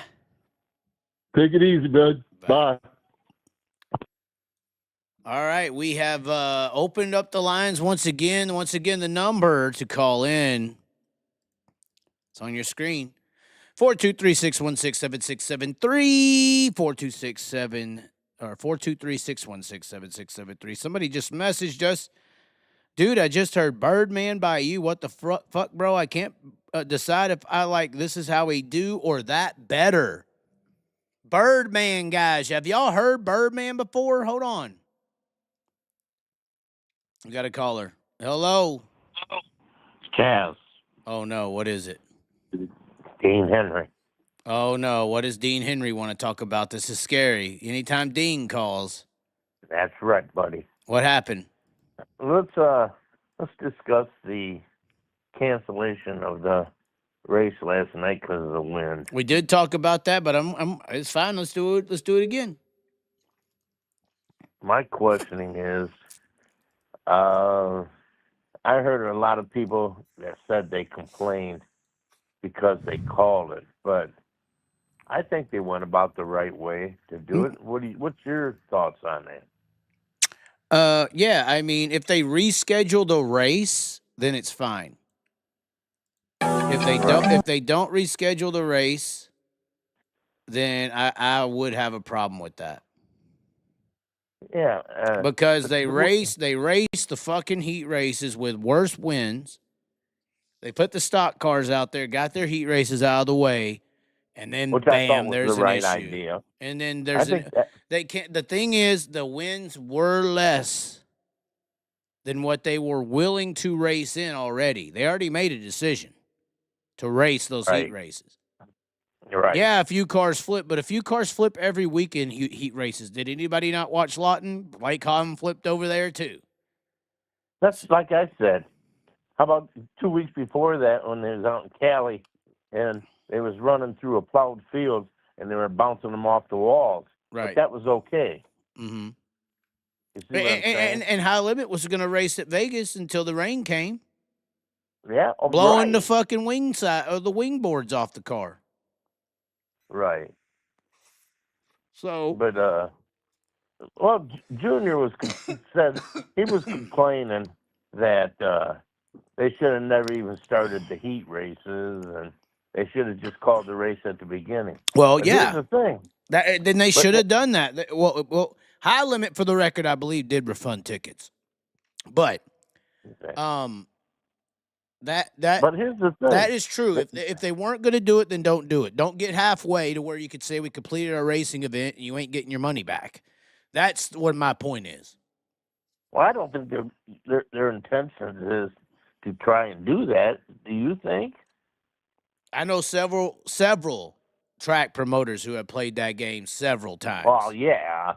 Yeah. Back in the day, we've seen. No, we've still seen it today. all. I mean, it's still the same concept. You put all that Right. money into promoting. You put all the money into cars coming there. You put all that money into all this shit. And if you cancel, or if you say we're not going to race before those heat races are completed, everybody has to get their fucking money back. And you still have to pay the people you owe tow to and all that, like the regular guys. So the Right. same concept applies. The money is invested. The track's rented, blah, blah, blah. You know, so Right. the same risk is happening. But like my theory on it was when they started, okay, they started the thing, all right, but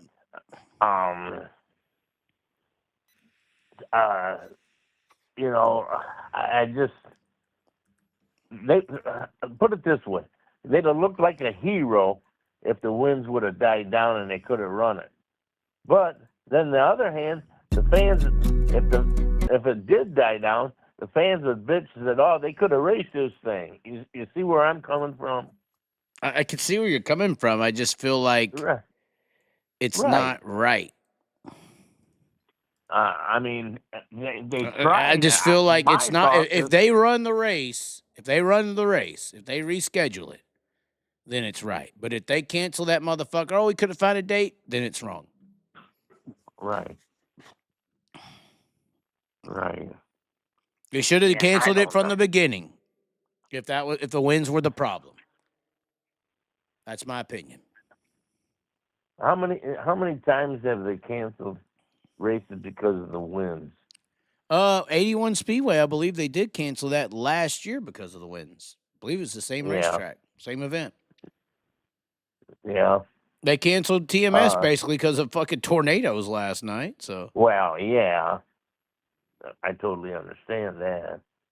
But but they run races on tracks that look like it's a plowed field, and they saying that's not safety wise. I mean, come on. you're saying, why don't you consider that just as dangerous as high winds? Oh yeah, most definitely. Right. That's my thoughts. Right. They run to them plowed fields out there in Cali. You know what I'm saying? People keep saying they and- canceled Vegas for winds, and that's just not true. The rain came, and that's when it ended up canceling. Well, right. It wasn't because of the winds. Right. You know. What did they do before? when it got windy. They never canceled. I them, did never they? heard of a sprint car race canceling for wind until that 81 race last year, and then ever Right, since. exactly. That's the All first of a one in sudden human now- history, I think, right?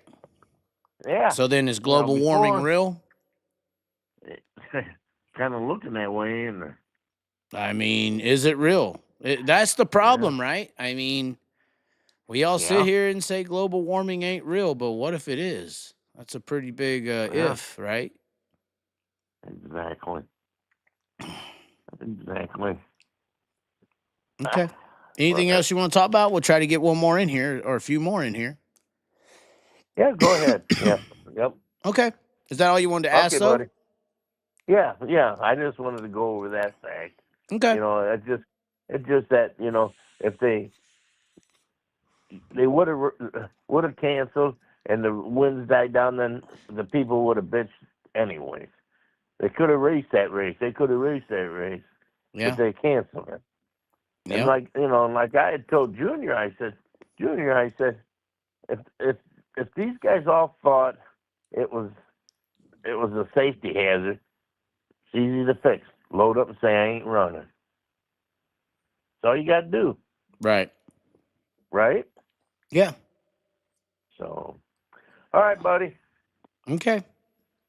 We'll talk to you later, bud. Alrighty. Yeah. We have hung up, and while we are hanging up, we're going to play us a little bit of Birdman. If you ain't heard the Birdman, the Chaz, you need to hear it today. Here it is, the Birdman. We're going to play it a little bit while we wait on our next caller. We will answer the call after the song has played a little bit. Here goes the Birdman right here. Oh, no. Talking about that Hit him Birdman, with that boy. Birdman. Trying to get them old wings. I ain't worried about no cocoon, you know what I'm saying? Like a birdman, flying high in the flow, hit it high on the cushion, drop it down really low. Like a birdman, I try to fly out the way, but I ride inside when they made their mistake. Like a birdman, you can call me Tanner Thorson, in a minute I can win it when you slip up off the corner. Like a birdman, if you don't like the results, I'll show you both of my birdies like I end a round of golf. What's the Birdman? What's the name? Lincoln Park Blood, New Candy Paint. Trying to act tough, but no you ain't. Wishing, bitching all up in my victory lane, but hey I bounce and hey I roll. There's not just one, but many more. Cause we the Birdman, we buzz the bunny, and we don't try to suckle unless you're honey. Hey, where you at, girl, and what you need? Or do you wanna follow or be the lead? When caterpillars crawl and don't believe, so butterfly them all and spread your wings. Like a birdman, flying high in the flow, hit it high on the cushion, drop it down really low. Like a birdman, I try to fly out the way, but I ride inside when they made their mistake. Like a birdman, you can call me Tanner Thorson, in a minute I can win it when you slip up off the corner. Like a birdman, if you don't like the results, I'll show you both of my birdies like I end around. That was that Birdman, bro. That Birdman. The mixtape, the Chaz. Long live the Chaz on Spotify, Pandora, Apple, the Birdman, Chaz. We got our next caller rolling in right now. Oh, there it is, 661. Where are you from? What up, bro? It's calling from California. Oh, Calling from the middle no. of the California ocean. just won't leave us alone, you white motherfuckers. What? Nah, I'm just saying, dude. Did you watch David Gravel's video on X though? After they canceled it. Yeah, I don't go to X. It's like OnlyFans, but for men. Continue. Yeah, well, I saw it on X while I was scrolling through there for stuff. But like David Gravel had a good point. Like he was talking about, like we always bitch about there not being enough safety and not like giving a shit about the driver's safety. Right. In the sprint cars, but then the first time that they do something for safety reasons, because you saw that car just go right into the wall during the heat race. Yeah, you know? yeah, it looked like it did get affected by the wind, yeah. Yeah, so like the first time that they actually do something, people want to bitch about it. It's like, do we care about the driver's safety or do we give a shit about watching it? Well, if we You know cared what I mean? about Like, drivers, is that- if we cared about driver safety, we would already had another fuel tank, a new race car, all kinds of shit. And we wouldn't race on the rutted up racetracks like the last caller talked about. You wanted to race it too, Larry. A rough track's just as dangerous as some wind. What are you fucking talking Well, about? true. Well, true. But I was just saying, like, is Two like wrongs they're don't one make a step right. I closer- get it. I get it. Two wrongs don't But- make a right. But they're a little bit headed towards it, like, they're inching their way there, The problem is they should have never ran the fucking heat races because it's considered a full show now, and they don't have they don't have to give anybody any money if they can't find a makeup date. Then all they have to do is say races canceled, heat races were complete, full show. That's the problem. Well, they're already there. That's They the should have just done it today. Yeah, why not do that? Why not? That is something I'm They're already interested there. on. Why are they not automatically, say there is a race Friday, Saturday, NASCAR does the same thing. If they go to the race and it rains out, they just schedule it the next day and they don't leave the fucking racetrack until they're done with the race. That's what NASCAR does. Because they're also talking about, it's going to cost the teams more money to go back there to do the race. So why Right. not save the teams a little bit of money and just run it today? Like they could have ran it tonight. Where the winds died down? I mean, yeah. And it does seem like there's this we race on Sunday deal. I mean, they're not godly. I mean, look at the decisions they make in life. So why are they not willing to run honestly, I think they don't want to compete with NASCAR with the viewers. But I think that's why they're NASCAR scared to isn't run on Sunday. NASCAR. I don't think there's too many people buying a ticket to a sprint car race that are NASCAR fans. I think that a happy sprint car fan, this is the problem. All the sprint car fans are Kyle Larson fans and Chris Bell fans, so they're watching NASCAR to watch Cole Trickle to see if he could beat Rowdy still for fucking 30 years. But at the end of the day, I could see your point, but Sunday nights usually NASCAR's not running. They could have done it tonight at that time because the race was over. The race was over around 3:30 my time, so 6:30 East Coast time. They could have ran the race at 7, and then they could have easily had those videos come back over there, and then plus it would have been a primetime race. Well, and then at the same time, all you have left to run is the main event. It would have took less than an hour. They had the main event, and then they had the dash. The dash, probably the B main then as well.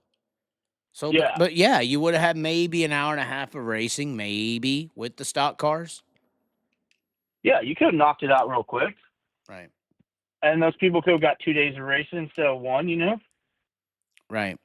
I just don't see how it makes sense to schedule it to where you go to Kansas. You're going to Oklahoma next week. It just doesn't make sense. It's like you're there, just finish. Just the do race. it. Just finish the fucking next day. weekend. Yeah. Like they rained out the USAC race in Bakersfield during Thanksgiving week, and they just pushed it from Tuesday to Wednesday. Right. Why not do that? That doesn't make any sense to me either. You're making a great point. Yeah, I just don't like it could save the team. We're always worried about saving the team money, and we want to keep people safe. So, Well, if that was the priorities, the sport wouldn't be where it is right now. it'll Tell you cost that you much. an extra $200 for hotel rooms instead of spending $300 in fuel. Great just to point. drive over there, Great point. I don't know what else to say to you, but yes. Yeah. Oh, also, what's your thoughts on so I don't think Casey Kane could win I don't think he would come in top 5 in a USAC event either. That's pretty low of you to say. Like California local series. I know definitely not PA. Not California local series. So you're putting high limit below USAC at this point, you're saying? Oh yeah. There's Brad Sweet and then Rico and then who else? Corey Day every once in a Courtney. while. Kyle Larson shows up.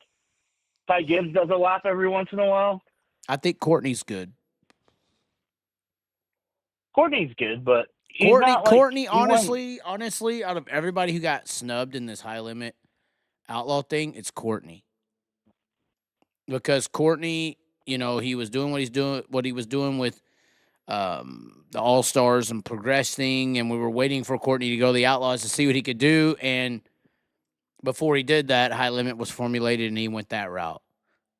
It's like we will never know at this point how good Tyler Courtney actually is because of it. He'll never get outlaw tested as long as he stays high limit.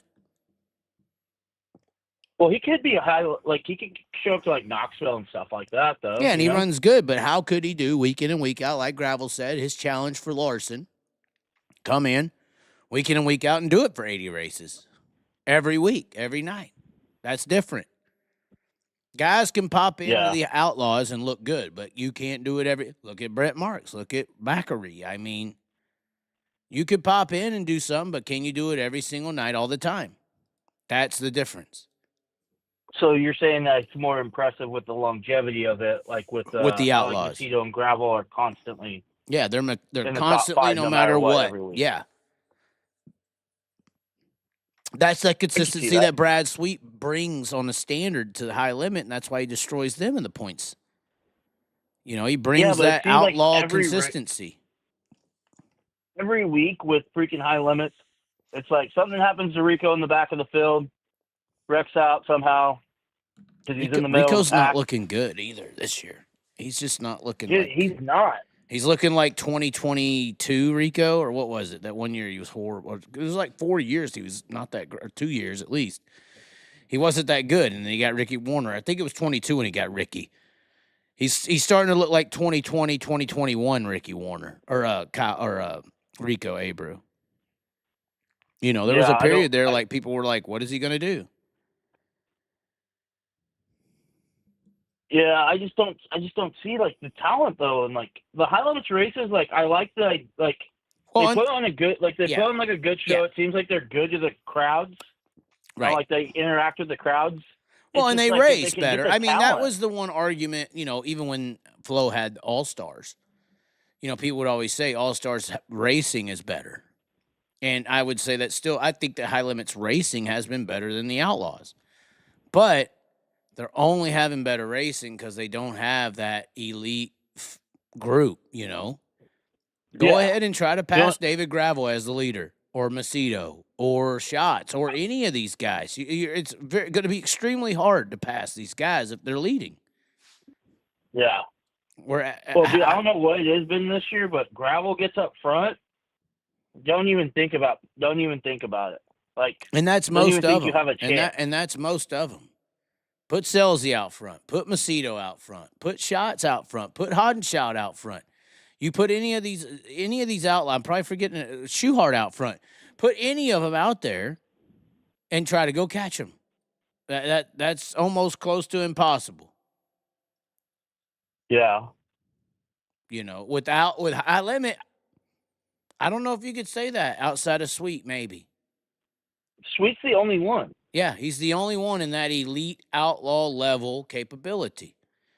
Like, I watch it, and I watch Sweet, and I think of me and my kids playing basketball, where I'm just dunking on my kids and swatting the ball out. You know what I mean? That's so fucked up. It's like me and my 10-year-old playing basketball together. That's good, though. That's fucking hilarious. That's good, though. That's very comparable, but that's fucking funny. Yeah. Throwing Corey Day every once in a while, he shoots a three. Shoots a three on him because you're too winded from smacking the ball down out of their face all day. That is very funny and true. Anything else? Let's stop fucking bitch slapping high limit. So you're saying Cody Jacobs was right?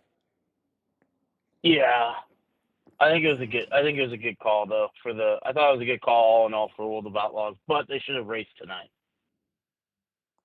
They should. And another thing with the Mount Rushmore of announcers. I had a comment earlier. If you bring it up, my Mount Rushmore of announcers, and tell me if you agree with me on it. What? I had Vin Scully is the only one in the history to beat Johnny Gibson. I think Gibson's up announcers. there. I have Vince Scully number 1, Gibson number 2, John Madden number 3, and then Joe Buck number 4. All time. I'd put. I mean, NASCAR had some good ones. You know, Benny Parsons was pretty fucking stout. What's that guy who did the IndyCar stuff back in the day? He was really good. There's Talking about the Australian guy that's in right now. I'm not sure. No, I'm talking about back in the day. But Benny Parsons, I thought was really good. Ned Jarrett was good. I think you'd have to throw some of the NASCAR guys in there. But Gibson, probably What's Benny the name Parsons. of the guy? The boogie. Let's go. That was racing. Darrell Waltrip, but he wasn't really a good announcer. Out of that group, I'd pick Mike Joy. You know, it was the best Fox announcing group was Mike Joy, Darrell Waltrip, and the Earnhardt guy. What was his name? Larry McReynolds. I thought that was a pretty good three-person combo. Yeah. How did Connor Wade do? What do you rank Connor Wade's on a scale of 1 to 10? Where did Connor Wade line up? I couldn't remember. You didn't watch the race. You were okay. Well, no. No. Connor Wade talking subbed about, for Johnny Gibson when he couldn't announce the World of Outlaws. Yeah. Yeah, he did decent. He did pretty good. I'd compare him with the High Limits guy. So who's better than Connor Wade or Chase Rodman as an announcer? I would say the High Limit guy's slightly better. But that was Connor Wade's first try. Chase Rodman has announced but I'm before. just saying as of right now. I'm not saying down the road. But it sounds like you would put down the road if Connor Wade got some more laps in him as announcer. Sounds like you're putting him above Rodman. I'd put him there eventually, but not right now. But you see more potential. I see potential. He's got a very good voice for it. You know what I mean? Like he's easy to track. Like that's why I think that the guy that's doing the flow, what was his? I keep forgetting their names, but the guy that's doing flow right now, I think he's great with keeping people like entertained, like and keeping people. You know what I mean? Like he's good at jumping back and forth. If that makes sense. Like right. He can keep you entertained still. Right. When they're just showing Kyle Larson on the screen, you know? I thought that Kyle Busch did. I thought Kyle Busch did really good. Well, you know, Kyle Busch is elite, dude. Yeah. Kyle Even Busch in is announcing. Gonna be great in announcing one of these days. I think he'll be a good announcer one of these days. He'll take someone's job eventually. You know what I mean? They're always switching it up on like the NASCAR side. So I think Kyle will end up taking it. But like if you ever hear like an announcing crew with what did you think of the Outlaw, the person high up in the Outlaws saying the Casey Kane sucks thing? Do you think that High Limit is weaker than the old Outlaw or old All Stars? Do you think they're worse? I don't think it's as good a talent as in Ohio. Really? And you're from California. That's saying a lot. Yeah, well, California first, PA second, Ohio third. So you would put so World of Outlaws is the number one of all, right? In sprint car racing. World of Outlaws is by far superior. And then second is what? I would go California USAC. California USAC. It has like 3 cars. Are you saying? Hold on? Are you saying California's like NARC, and then below that would be USAC National Sprint Cars? Yeah. And then what would be after California USAC? Run Series, and anything after that, you're going to go PA. Anything out PA, any sprint car out PA. And then are you putting High Limit below PA then? I'm gonna put High Limit below PA. Okay. And I'm going to Ohio. But at that point, so you're saying that's Outlaws, NARC, USAC, PA. You're putting High Limit Racing Competition as 5th in the nation. Yes. ranked wise. in sprint cars. Okay. In sprint cars. I mean, because if we're gonna go all in all, then we got to throw Lucas Oil ahead of them, Outlaws late models ahead of them. oh yeah, well the late Lucas Oil late models is IMCA. above all of them probably, but I mean, I'm gonna go World of Outlaws above Lucas Oil late models. you think World of Outlaws Sprint Cars is above any late model event right now? I think I personally as a homer for Carson Macedo, I would say just as a homer, that's a homer pick for me, but preference wise, I'll take World of Outlaws over anything else. Okay. It's just personal preference. Is there anything else you would like to talk about? No. Okay. I'll We'll get let another you go, caller bro. in here. All right, bye. Bye. Thanks for calling. He hung up in my face. All right, ladies and gentlemen, we're waiting for our next caller, but on the way there, we're going to be having a little bit of the bottom or top of the cars that cross, I'm gonna need you. If you haven't heard it, the Chaz Malibu Barbie is on the playlist. Let's hear it all. With the bottom or top of the cars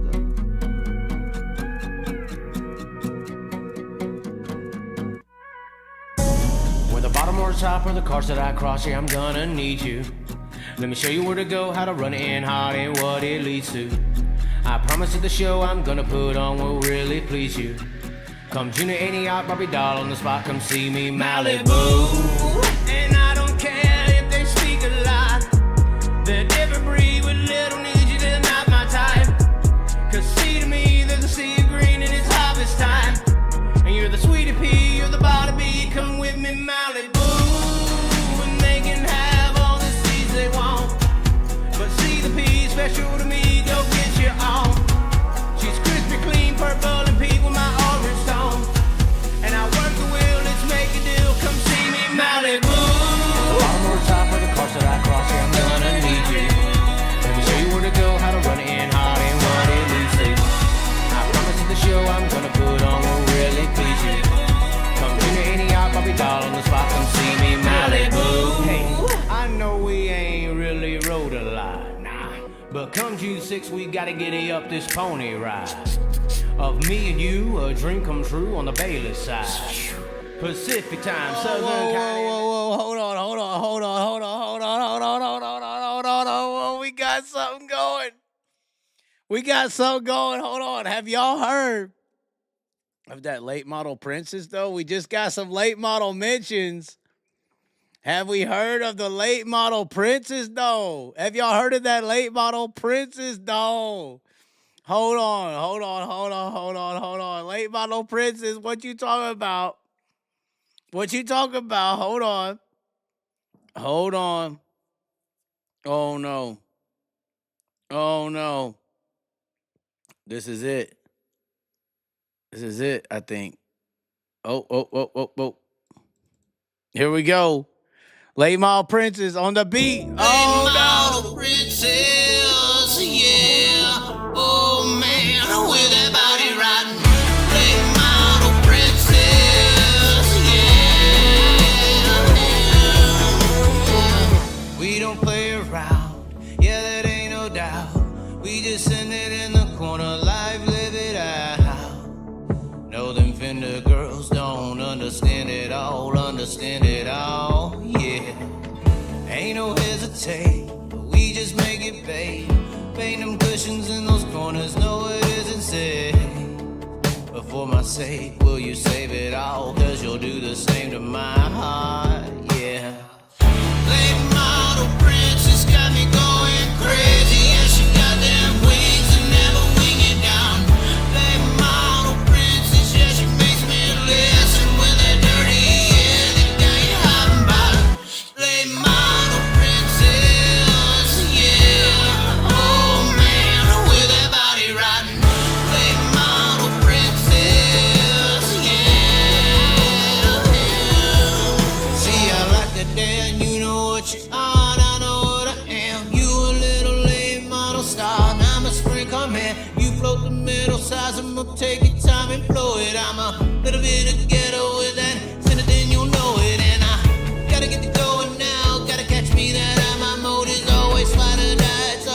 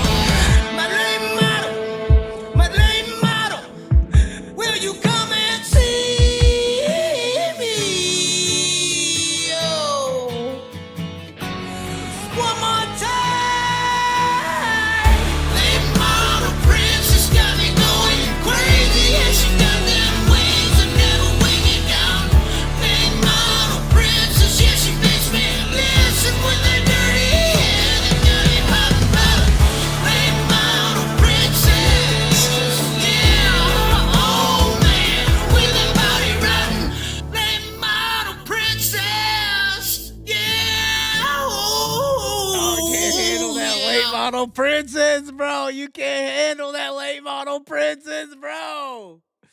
You can't handle that late model princess. You wish you could, but you can't. You can't handle her. No, that late model princess, she's too blonde. She's got them big titties. Oh, my God.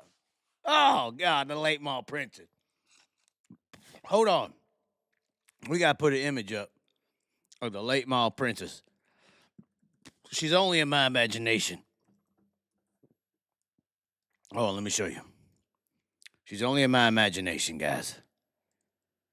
This is the late model princess right here. Oh, look at this. Oh, my, look at that late model princess. Look at that. Look, that's the album cover, guys. I can't believe y'all didn't appreciate this. Look at the album cover for Late Model Princess. I made that. Look at that. That is a t-shirt as well. I think it's a t-shirt on the site. If it's not a t-shirt, we are putting the Late Model Princess shirts online tonight. LongLiveTheChaz.com. Free shipping on everything on Long Live the Chaz. We did have to bump the prices up to cover the shipping. But the Late Model Princess t-shirt's coming out tonight. If it's not on there, hold on. We got to check the fucking site now. I just saw her. I just reminded myself of how long I took to make that fucking image. Is Late Model Princess on the site? I'm so fucking pissed now if it's not. Late Model Princess, where are you at? The Larson Knight shirt is on there. If y'all have not watched or read the Larson Knight shirt, I wore this. Caitlin Larson's very jealous of this shirt. But if you could read it, this is what a Larsonite is. I define this. I made this word, so I made a definitional shirt. It is a noun. There are 3 meanings that describe what a Larsonite actually is. Number 1, delusional, most likely psychotic, fan of race car driver Kyle Larson. That's the number 1 definition. That could be a Larsonite. That's it. That you don't have to be any of the other ones. You could just be that and be a Larsonite. Number 2, you could also, this is how you could be a Larsonite. Believes the only way Kyle can lose is because his car is off. Not the fact that another driver could be better. That also is it's a Larsonite. And now this one is right here. This is a majority of the dirt track racing fan base. This is the actual, real, true definition, I believe, of what a Larsonite is with the dirt people I deal with. Number 3, once again, you don't have to be number 1. You don't have to be number 2. You don't have to be delusional. You don't have to think that Kyle, only way he can lose is because somebody can be better. You don't have to think this way.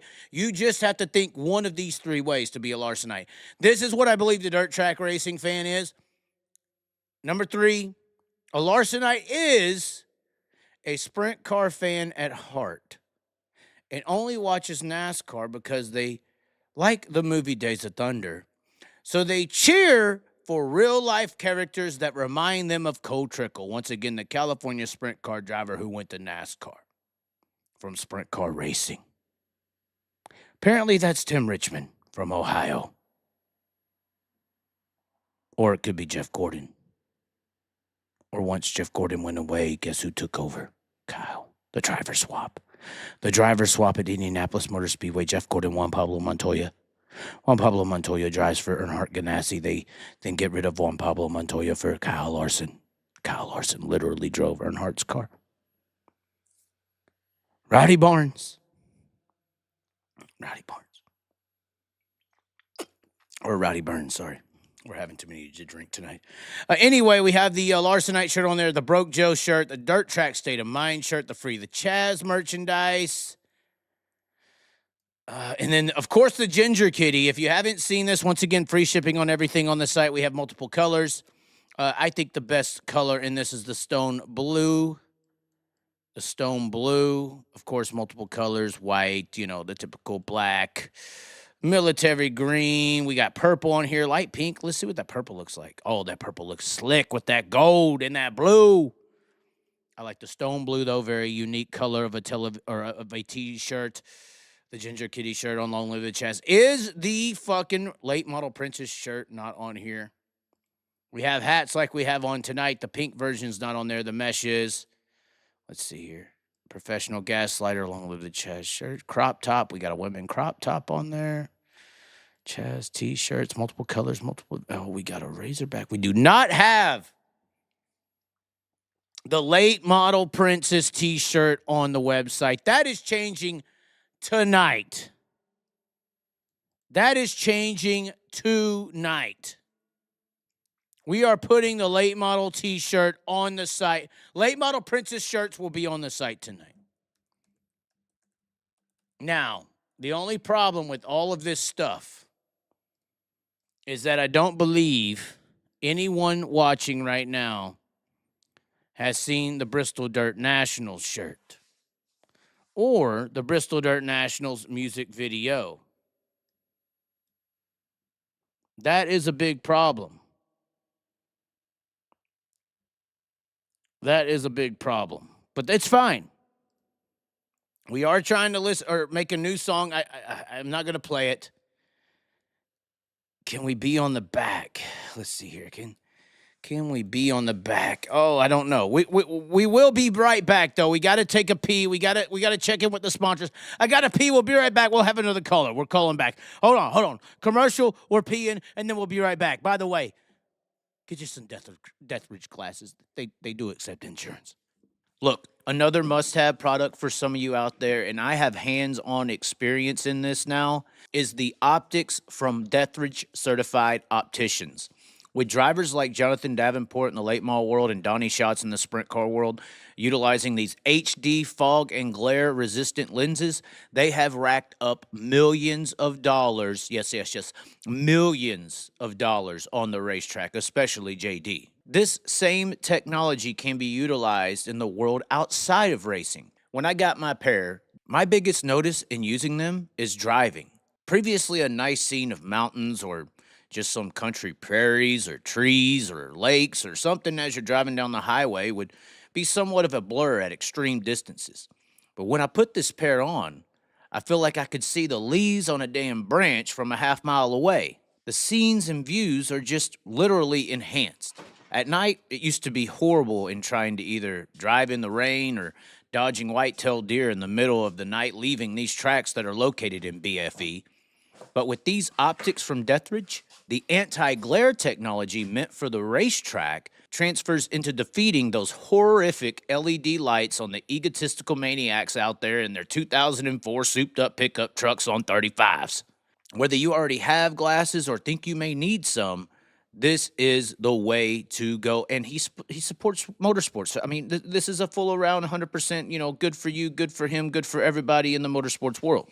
And with the wide range of styles I saw within his shop, it opens the possibilities to all walks of life inside and outside of racing. Call Greg today at 940-733-2843 or visit DeathridgeOpticians.com. DEATHERAGE opticians.com. And hey, let them know that you heard about them on the show. Oh my God, we are here, ladies and gentlemen. We're still here. We haven't left you. We are still here. We are waiting for our next caller. Next caller, lines are open. Somebody has texted me and said, "Hey, Chaz, I have AFib for 6 years. When they got Gibson's meds right, he should be back to normal."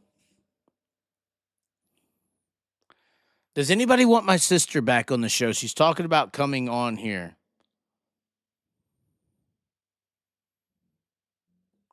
Does anybody want my sister on the show? Do not put the love hearts up. You are disgusting.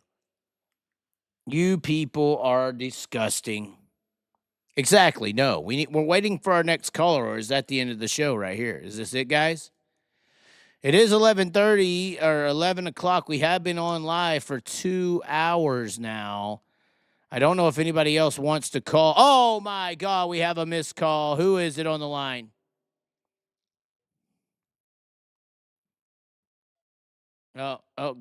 Somebody is, hello. Can you answer the phone instead of listening to the show, please? Okay, you're here. What is here about? Who is this? Who's called? 612. Is this a Florida number? Is this a Minnesota number? Okay, so what does the Timberwolves want to talk about tonight?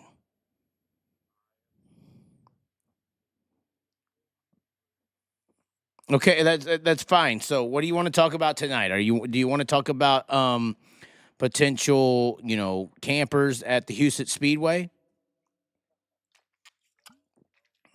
Not tonight. Okay, sir.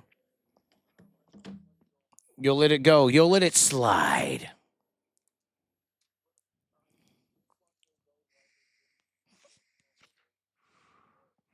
That is weird.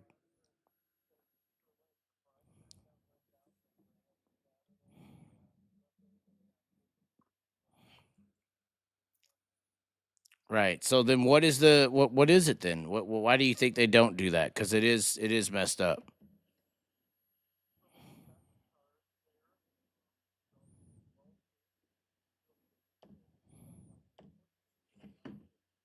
Right.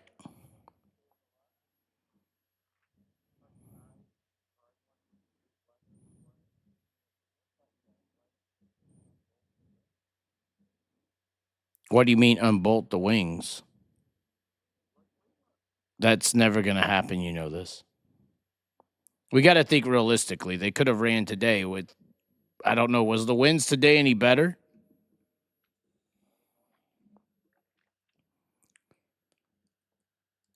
Well, I mean, I guess we can, right?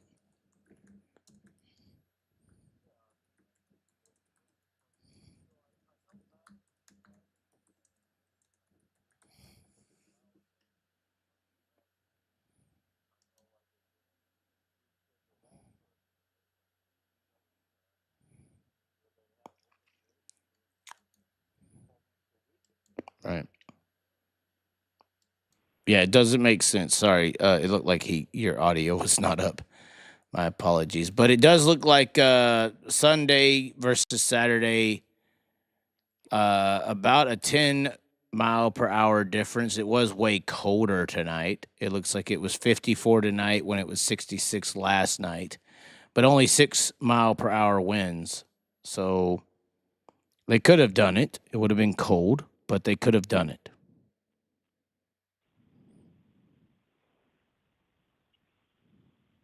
Yeah, that's correct. And there was a race a couple weeks ago where they ran in pretty strong winds too. They Mhm. dried the track out and they got rubbered up. So why wasn't it a safety issue there? Right.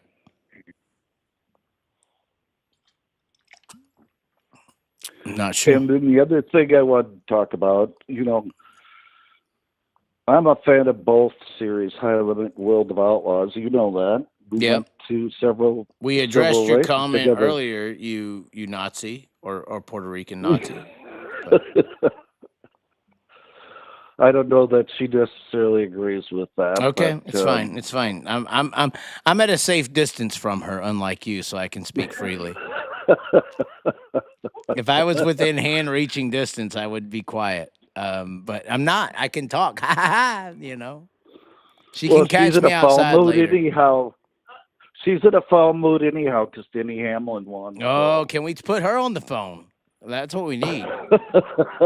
It's Danny Hamlin versus the world. That's what they said today. Well, we're coming down after that Kyle Larson high last week. So. Well, I know, but it is the 11 against the world. You know that, right? Yeah. They don't. Yeah, they don't like him very much. I mean, how does over she there. feel today? I feel like we need her on the phone. I mean, this could be the interview of the century. She says no. Okay, well, no means no, so we can't touch that in today's society. Exactly. But Exactly. but I mean, he did win today. He did, and he dominated. Yeah. Short track racing in NASCAR has gotten, even though I'm a huge Larsonite. The way he dominated Bristol, the way Hamlin dominated today at Martinsville. I mean, short track racing has gotten really boring. Yeah, and that sucks because it used to be the best one. It used to be the races you need to see in NASCAR, and with this new car, I honestly think, and I think the fix for this new car is get rid of the shifting. I mean, I think that because they're able to grab another gear, they're able to make up for a lot of mistakes. And they're shifting. Back in the day, I know Pocono was kind of criticized because they were shifting there in that back straightaway tunnel turn. And they tried a few years there to outlaw the shifting. They tried to set a gear mandate to where you couldn't shift. They changed it back, but NASCAR used to be anti-shifting. Even on these shorter tracks, it made it harder to drive because if you made a mistake, you at least lost momentum. With these new transmissions where they can shift, even on some of the bigger tracks, they're shifting. I think it's ruining the error or the room for error. You can make a mistake and just downshift and catch the car and get right back up to speed way easier than you used to. Well, Pocono had a reason for shifting because the straightaways, all three, were different lengths. Right. Down the tunnel turn into three. Yeah, and what worked on the long straightaway didn't work on the shorter ones. So I get that, but Martinsville is a true paperclip, so the straightaways are the same length, and on Homestead, same thing, but I don't think they shifted there. But they're shifting at Martinsville now. They're shifting at Richmond now. They're shifting at Bristol now. They're shifting at some of the Yes, are. That's ruining the sport. When a guy gets into the corner and makes a little mistake, he don't pay for it through the center and off anymore. He just grabs the gear and gets right back into it. Well, with the lower horsepower, too, they don't break loose. Right, exactly. So they've dumbed this car down, in my opinion. I've been saying this for years. The last great race car was the Gen 4. That's just me. But thereafter, the COT came, and then they had their few remodels. The car probably before this vehicle was pretty good, but honestly, the Xfinity cars, if you took those Xfinity cars and put more horsepower in them, that should be the Cup car. But these next gens, I think, are groomed for the future of their sport. And the future of their sport isn't badass wheelmen. The future of their sport are a bunch of rich, privileged, snot-nosed little punks that cause 20-car pileups on the end of the Xfinity race. Those are the people coming to NASCAR in the next 5 to 10 years. And those rich little punk bitches can't drive race cars. So they had to make race cars that anybody could fucking drive. They don't break loose. They nerf the horsepower. They widen the tires. They dumbed it down so that when these people come up here and spend so many millions to get to the Cup Series, that at least they could drive the cars when they get there. At least when they get there, they can make laps. Because if you put half the fucking NASCAR roster in the old cars, they wouldn't even be able to make it around the fucking track. And you can make a lot of contact with each other in the wall and not cut a tire. And it's not like open wheel where if you touch tires, someone's in the air or flipping or something like that. So so they have no fear. Right. But that's, in my opinion, that's systematic. NASCAR has set that up purposefully because they know they dumbed the cars down. Yep. They dumbed them down because guess who's coming? A bunch of dumb fucking rich kids. And they need a dumb fucking car for these rich people to be able to drive. Well, I think it's ludicrous that a NASCAR stock car is 250 horsepower less than a 410 Sprint. Right. Yeah. I mean, we're talking about a 550. Their biggest package, I believe, is 7, right? 750? Something like that. I think it's around but their normal speedway package, I believe, is 550. And the restrictor plates are even lower. That's why you have these 20-car pileups. Yeah, so if you're a rich kid and you can afford a fucking BMW, you could drive a Cup car. You ain't got to worry about not being able to hold the car, I mean, maybe some of them are good. I mean, Corey Day, he's an embarrassment right now, but I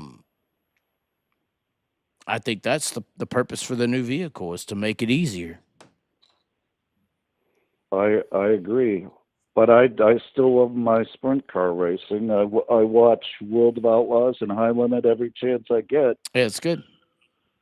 I like it when it's on the West Coast, either one of them, and someone else is in the Midwest, because then you have that time zone difference, and you can catch most of both shows. It sucks when they're both in the same time zone, and then you're stuck watching one or another.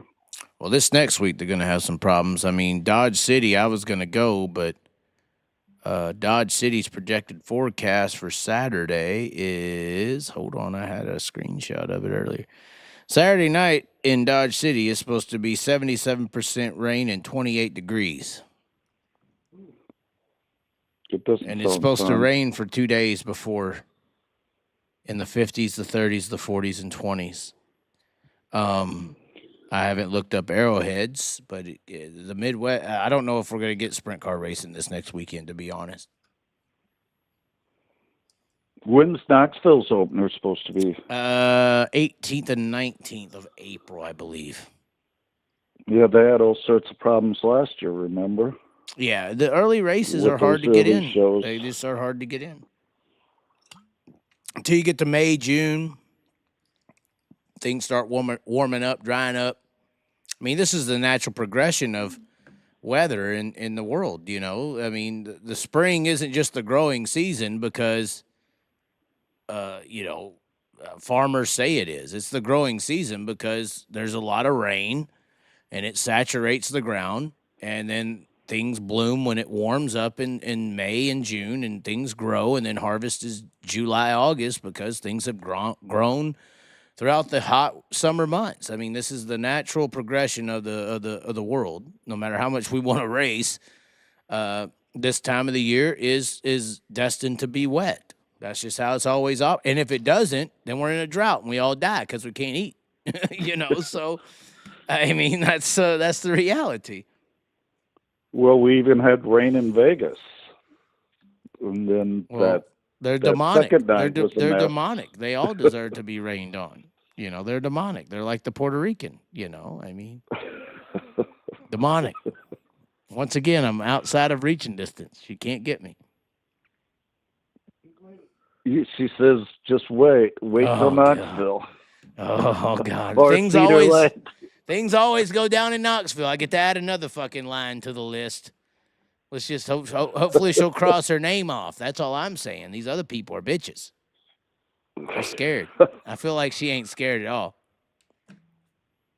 Yeah, I'm actually not going to a High Limit show this year because of geography. They canceled Florida. They ran East Bay last year, so we were there for You're not going to go to and Eagle or nothing, huh? No, it doesn't work out timing wise. And then we're going to Knoxville. We're going to the Iowa NASCAR race. When do you actually come back north? Not till June.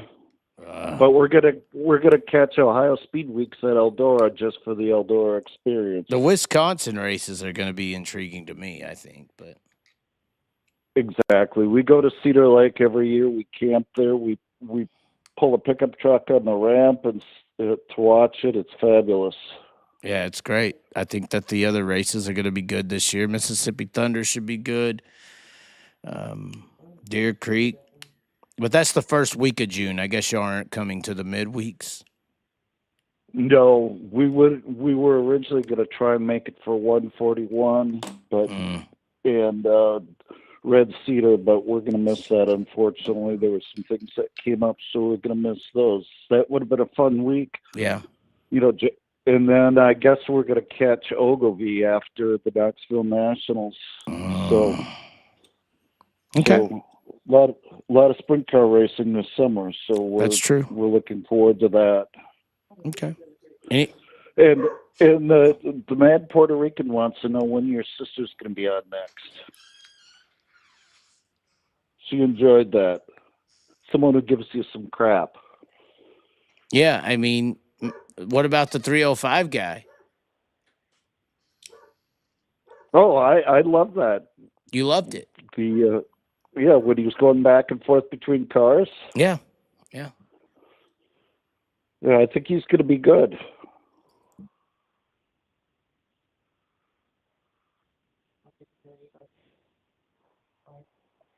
Okay, I'm gonna let you go. Why are you letting me go? Well, what else you want to talk about? I guess that's it. That is it. I thought the sister was walking in, but it was somebody else. So we can let you go. I'm sorry. I thought we were about to answer your Okay. prayer. I really thought that was the sister walking in. They're wanting her in. So, but unfortunately, Okay. no. That's it. I think we're done. You are our last Okay. Well, caller. you have a great week, and we'll catch your shows later on in the week. We will try. And go Kyle Larson. Oh God! Well, you got to get the Larsonite shirt. You got to get the Larsonite shirt. That's so gold. Well, we've spent enough money on you. We have to God. rebudget. Yeah. All right. Well, thanks a lot for calling in. Okay. Bye now. Bye.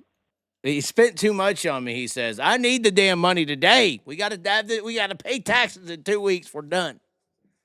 We ain't been on live enough because we've been out there doing our damn Ubers and shit, trying to make some money. If we didn't Uber last week, we'd be in the hole. We'd be in jail right now. Couldn't make the tax payment. Oh. Links in the description. Venmo, PayPal, OnlyFans. No, I'm just playing. Long live the Chaz on Cash App. Anyways, ladies and gentlemen, I think that's going to do it for tonight. Oh, no. We have a caller. Oh, no. Here he is. What the hell's going on? Why are you delusional? What's going on, sir? What's happening? What do you mean what's happening? Is this Tony Laporta? No.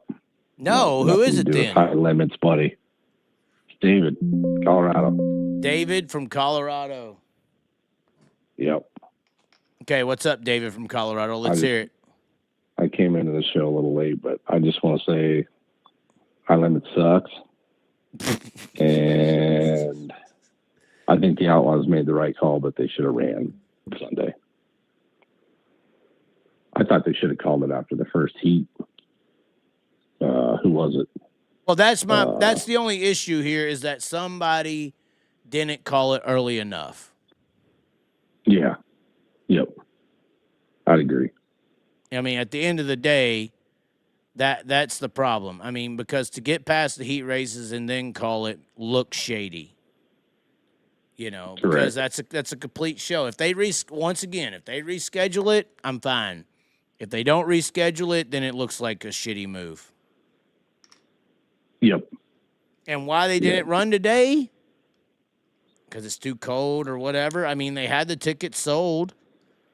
Well, why we'll not see if run they it? work it out down the road. Yeah. Yeah, we'll see if they work it out down the road. Right. It'd be cool if they did, found a date and did a double, But they could have done it today. They could have. Yep. That would have been the best solution would be to race today. So maybe the rain check policy needs to be revised. Back in the late 90s, it used to say that on the ticket on a race like that. It would say it on the ticket, if we rain out or halfway through, come back tomorrow, Right. They used to have them scheduled like that, but I don't know. It doesn't make any sense. I mean, Christ, they're just going to Oklahoma. They're not far. They're staying down in that region. Right. This is true. Yep. Okay. Yep. But, I mean, High Limit has the money, but Jesus, what a joke. Yeah, they're not very stout. They're not very stout right now. No, when Casey Kane's running top 3, that's not saying much. Yeah, when he's running second. Tanner Holmes is a superstar. Caleb Montgomery, look what that guy's doing. Jesus, give me a break. Yeah, if it was the Outlaws, he wouldn't be where he's at. No way. No. It's true. Reitzel might be right there if he wouldn't have got knocked out in Vegas. Right. Yeah, and Reitzel would probably be your points leader. Yeah, pretty close, yeah. Yep. I agree. Be top 2. And you guys were talking announcer earlier. Rodman's terrible. Rodman is terrible? You like Connor way more than Rodman? Well, he's more realistic. I mean, Rodman's giving you play-by-play that, he slams off the wall when a guy, hits the curb. Damn. He's dramatic. So Yeah. he's trying to sell something.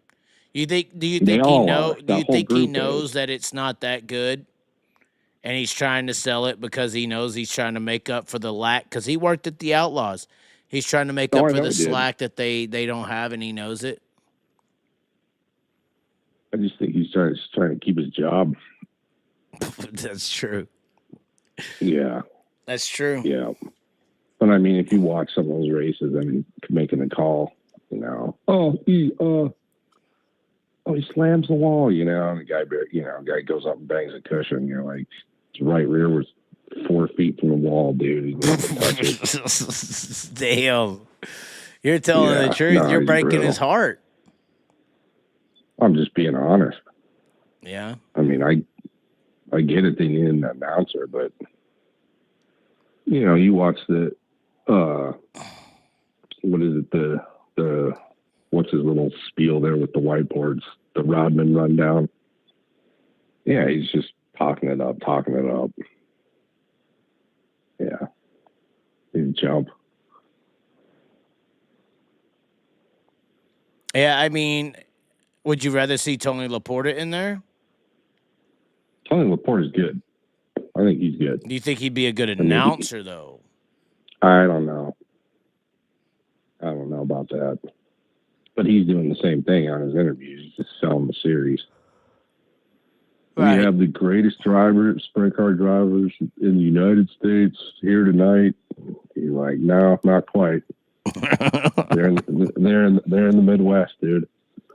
Yeah, you're letting Aaron Reitzel and Casey Kane whoop your ass. Yeah. But I did last time I talked to you, I did say that I thought that track was gonna be a dump. It looked pretty nice. Yeah, I thought the Friday race was really good. Yeah, no, but I mean the facility looked pretty good as well. Yeah, it's a unique shape. Out. Yeah, it's a unique shape. Right. So, but yeah, that group they have is, I don't know, man. It's looking pretty sour. Yeah, Sweet's gonna run away with it. If Reitzel don't come up in there, Reitzel's the only threat. That's it. Yep. Yeah, I thought Peck would be better than what he is. And he's not. New team. Yeah, new team. I think he's running the Fords. But okay. Yeah. Did you didn't talk to Donny, did you? I did, but off the record, not on the record, no. Did he seem a little more chippy, a little more enthusiastic than the last time you talked to him? No, Donnie's just not enthusiastic still. So Yeah. he's still not winning. If he starts winning, maybe he will be. Yeah. So, but anyway, is that about it? What's your plan? What's your next stop? I don't know. I plan on going to Dodge City, but I mean, it's a freezing I heard rain. you say the weather looks like shit. Yeah. And I think Arrowhead's got about the same. I don't think there's going to be a sprint car race this weekend, so I think I might be stuck down here. I ain't going to drive anywhere if I don't have to. So. Yeah, I think the Outlaws have gotten pretty lucky this first part of the schedule. Oh, for sure. They've dodged a lot of rain. Yeah. Have you ever been to Dodge City? Yeah. Beautiful facility. Oh, yeah. Really I did a nice. video on it and everything. I'm surprised you missed the content. Oh, yeah, that's right. I do remember that now. Is it true that Delansky owns that track? No, he don't own it. The city owns it. He promoted it for a little bit, but they got away from him, I guess. He was too much of a problem. I don't know. Gotcha. Well, yeah, that's all I wanted to say. Okay. Everybody out there listening, High Limit sucks. They need to hear it more often. So you agree with the World Outlaw executive is what you're saying?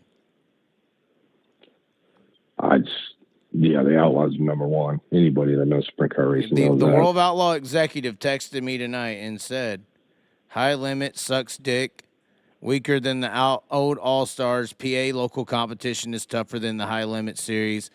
Casey Kane sucks, and he looks like a superstar. Could barely make an Outlaw show.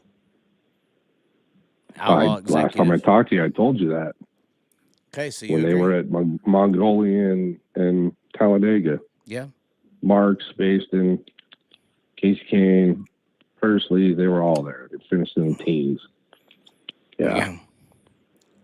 Yep. Okay. All right. I mean, that's it, brother. Okay. Well, thanks for calling, Colorado. You got it, brother. Alrighty. Talk to you. Bye. Well, I think that is going to do it for tonight, ladies and gentlemen. Once again, Venmo, PayPal links in the description. We are on the end of this big-timed blowjob. Once again, the Chaz music, it's out there, ladies and gentlemen. If you ain't heard it, you need to. The Chaz, Spotify, Pandora, Apple Music. We will leave you with a little bit of This Is How We Do, because this is how we don't. You slut-ass bitches. Anyway, we will catch you next time here on the Chaz. Maybe Tuesday night. I don't know yet. We're trying to maybe switch to Sunday, Tuesday, Thursday, but we'll do like a Jeremy Elliott reaction video. Call him out for all the lies he says. Anyway, thanks for tuning in. Hopefully we will survive the month of April, because I think this is the rainy season. You know, when I was a kid, we went to elementary school. They had a little calendar, and they had all the calendars with sun and flowers, and you turned to April, and it was a girl standing in a raincoat holding a rain umbrella.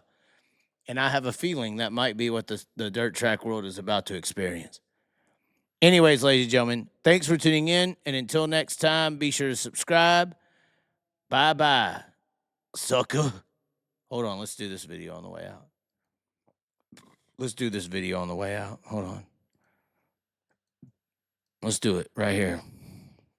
Here it is, guys. This is what y'all need to hear right here. Hold on. We'll make sure y'all hear it.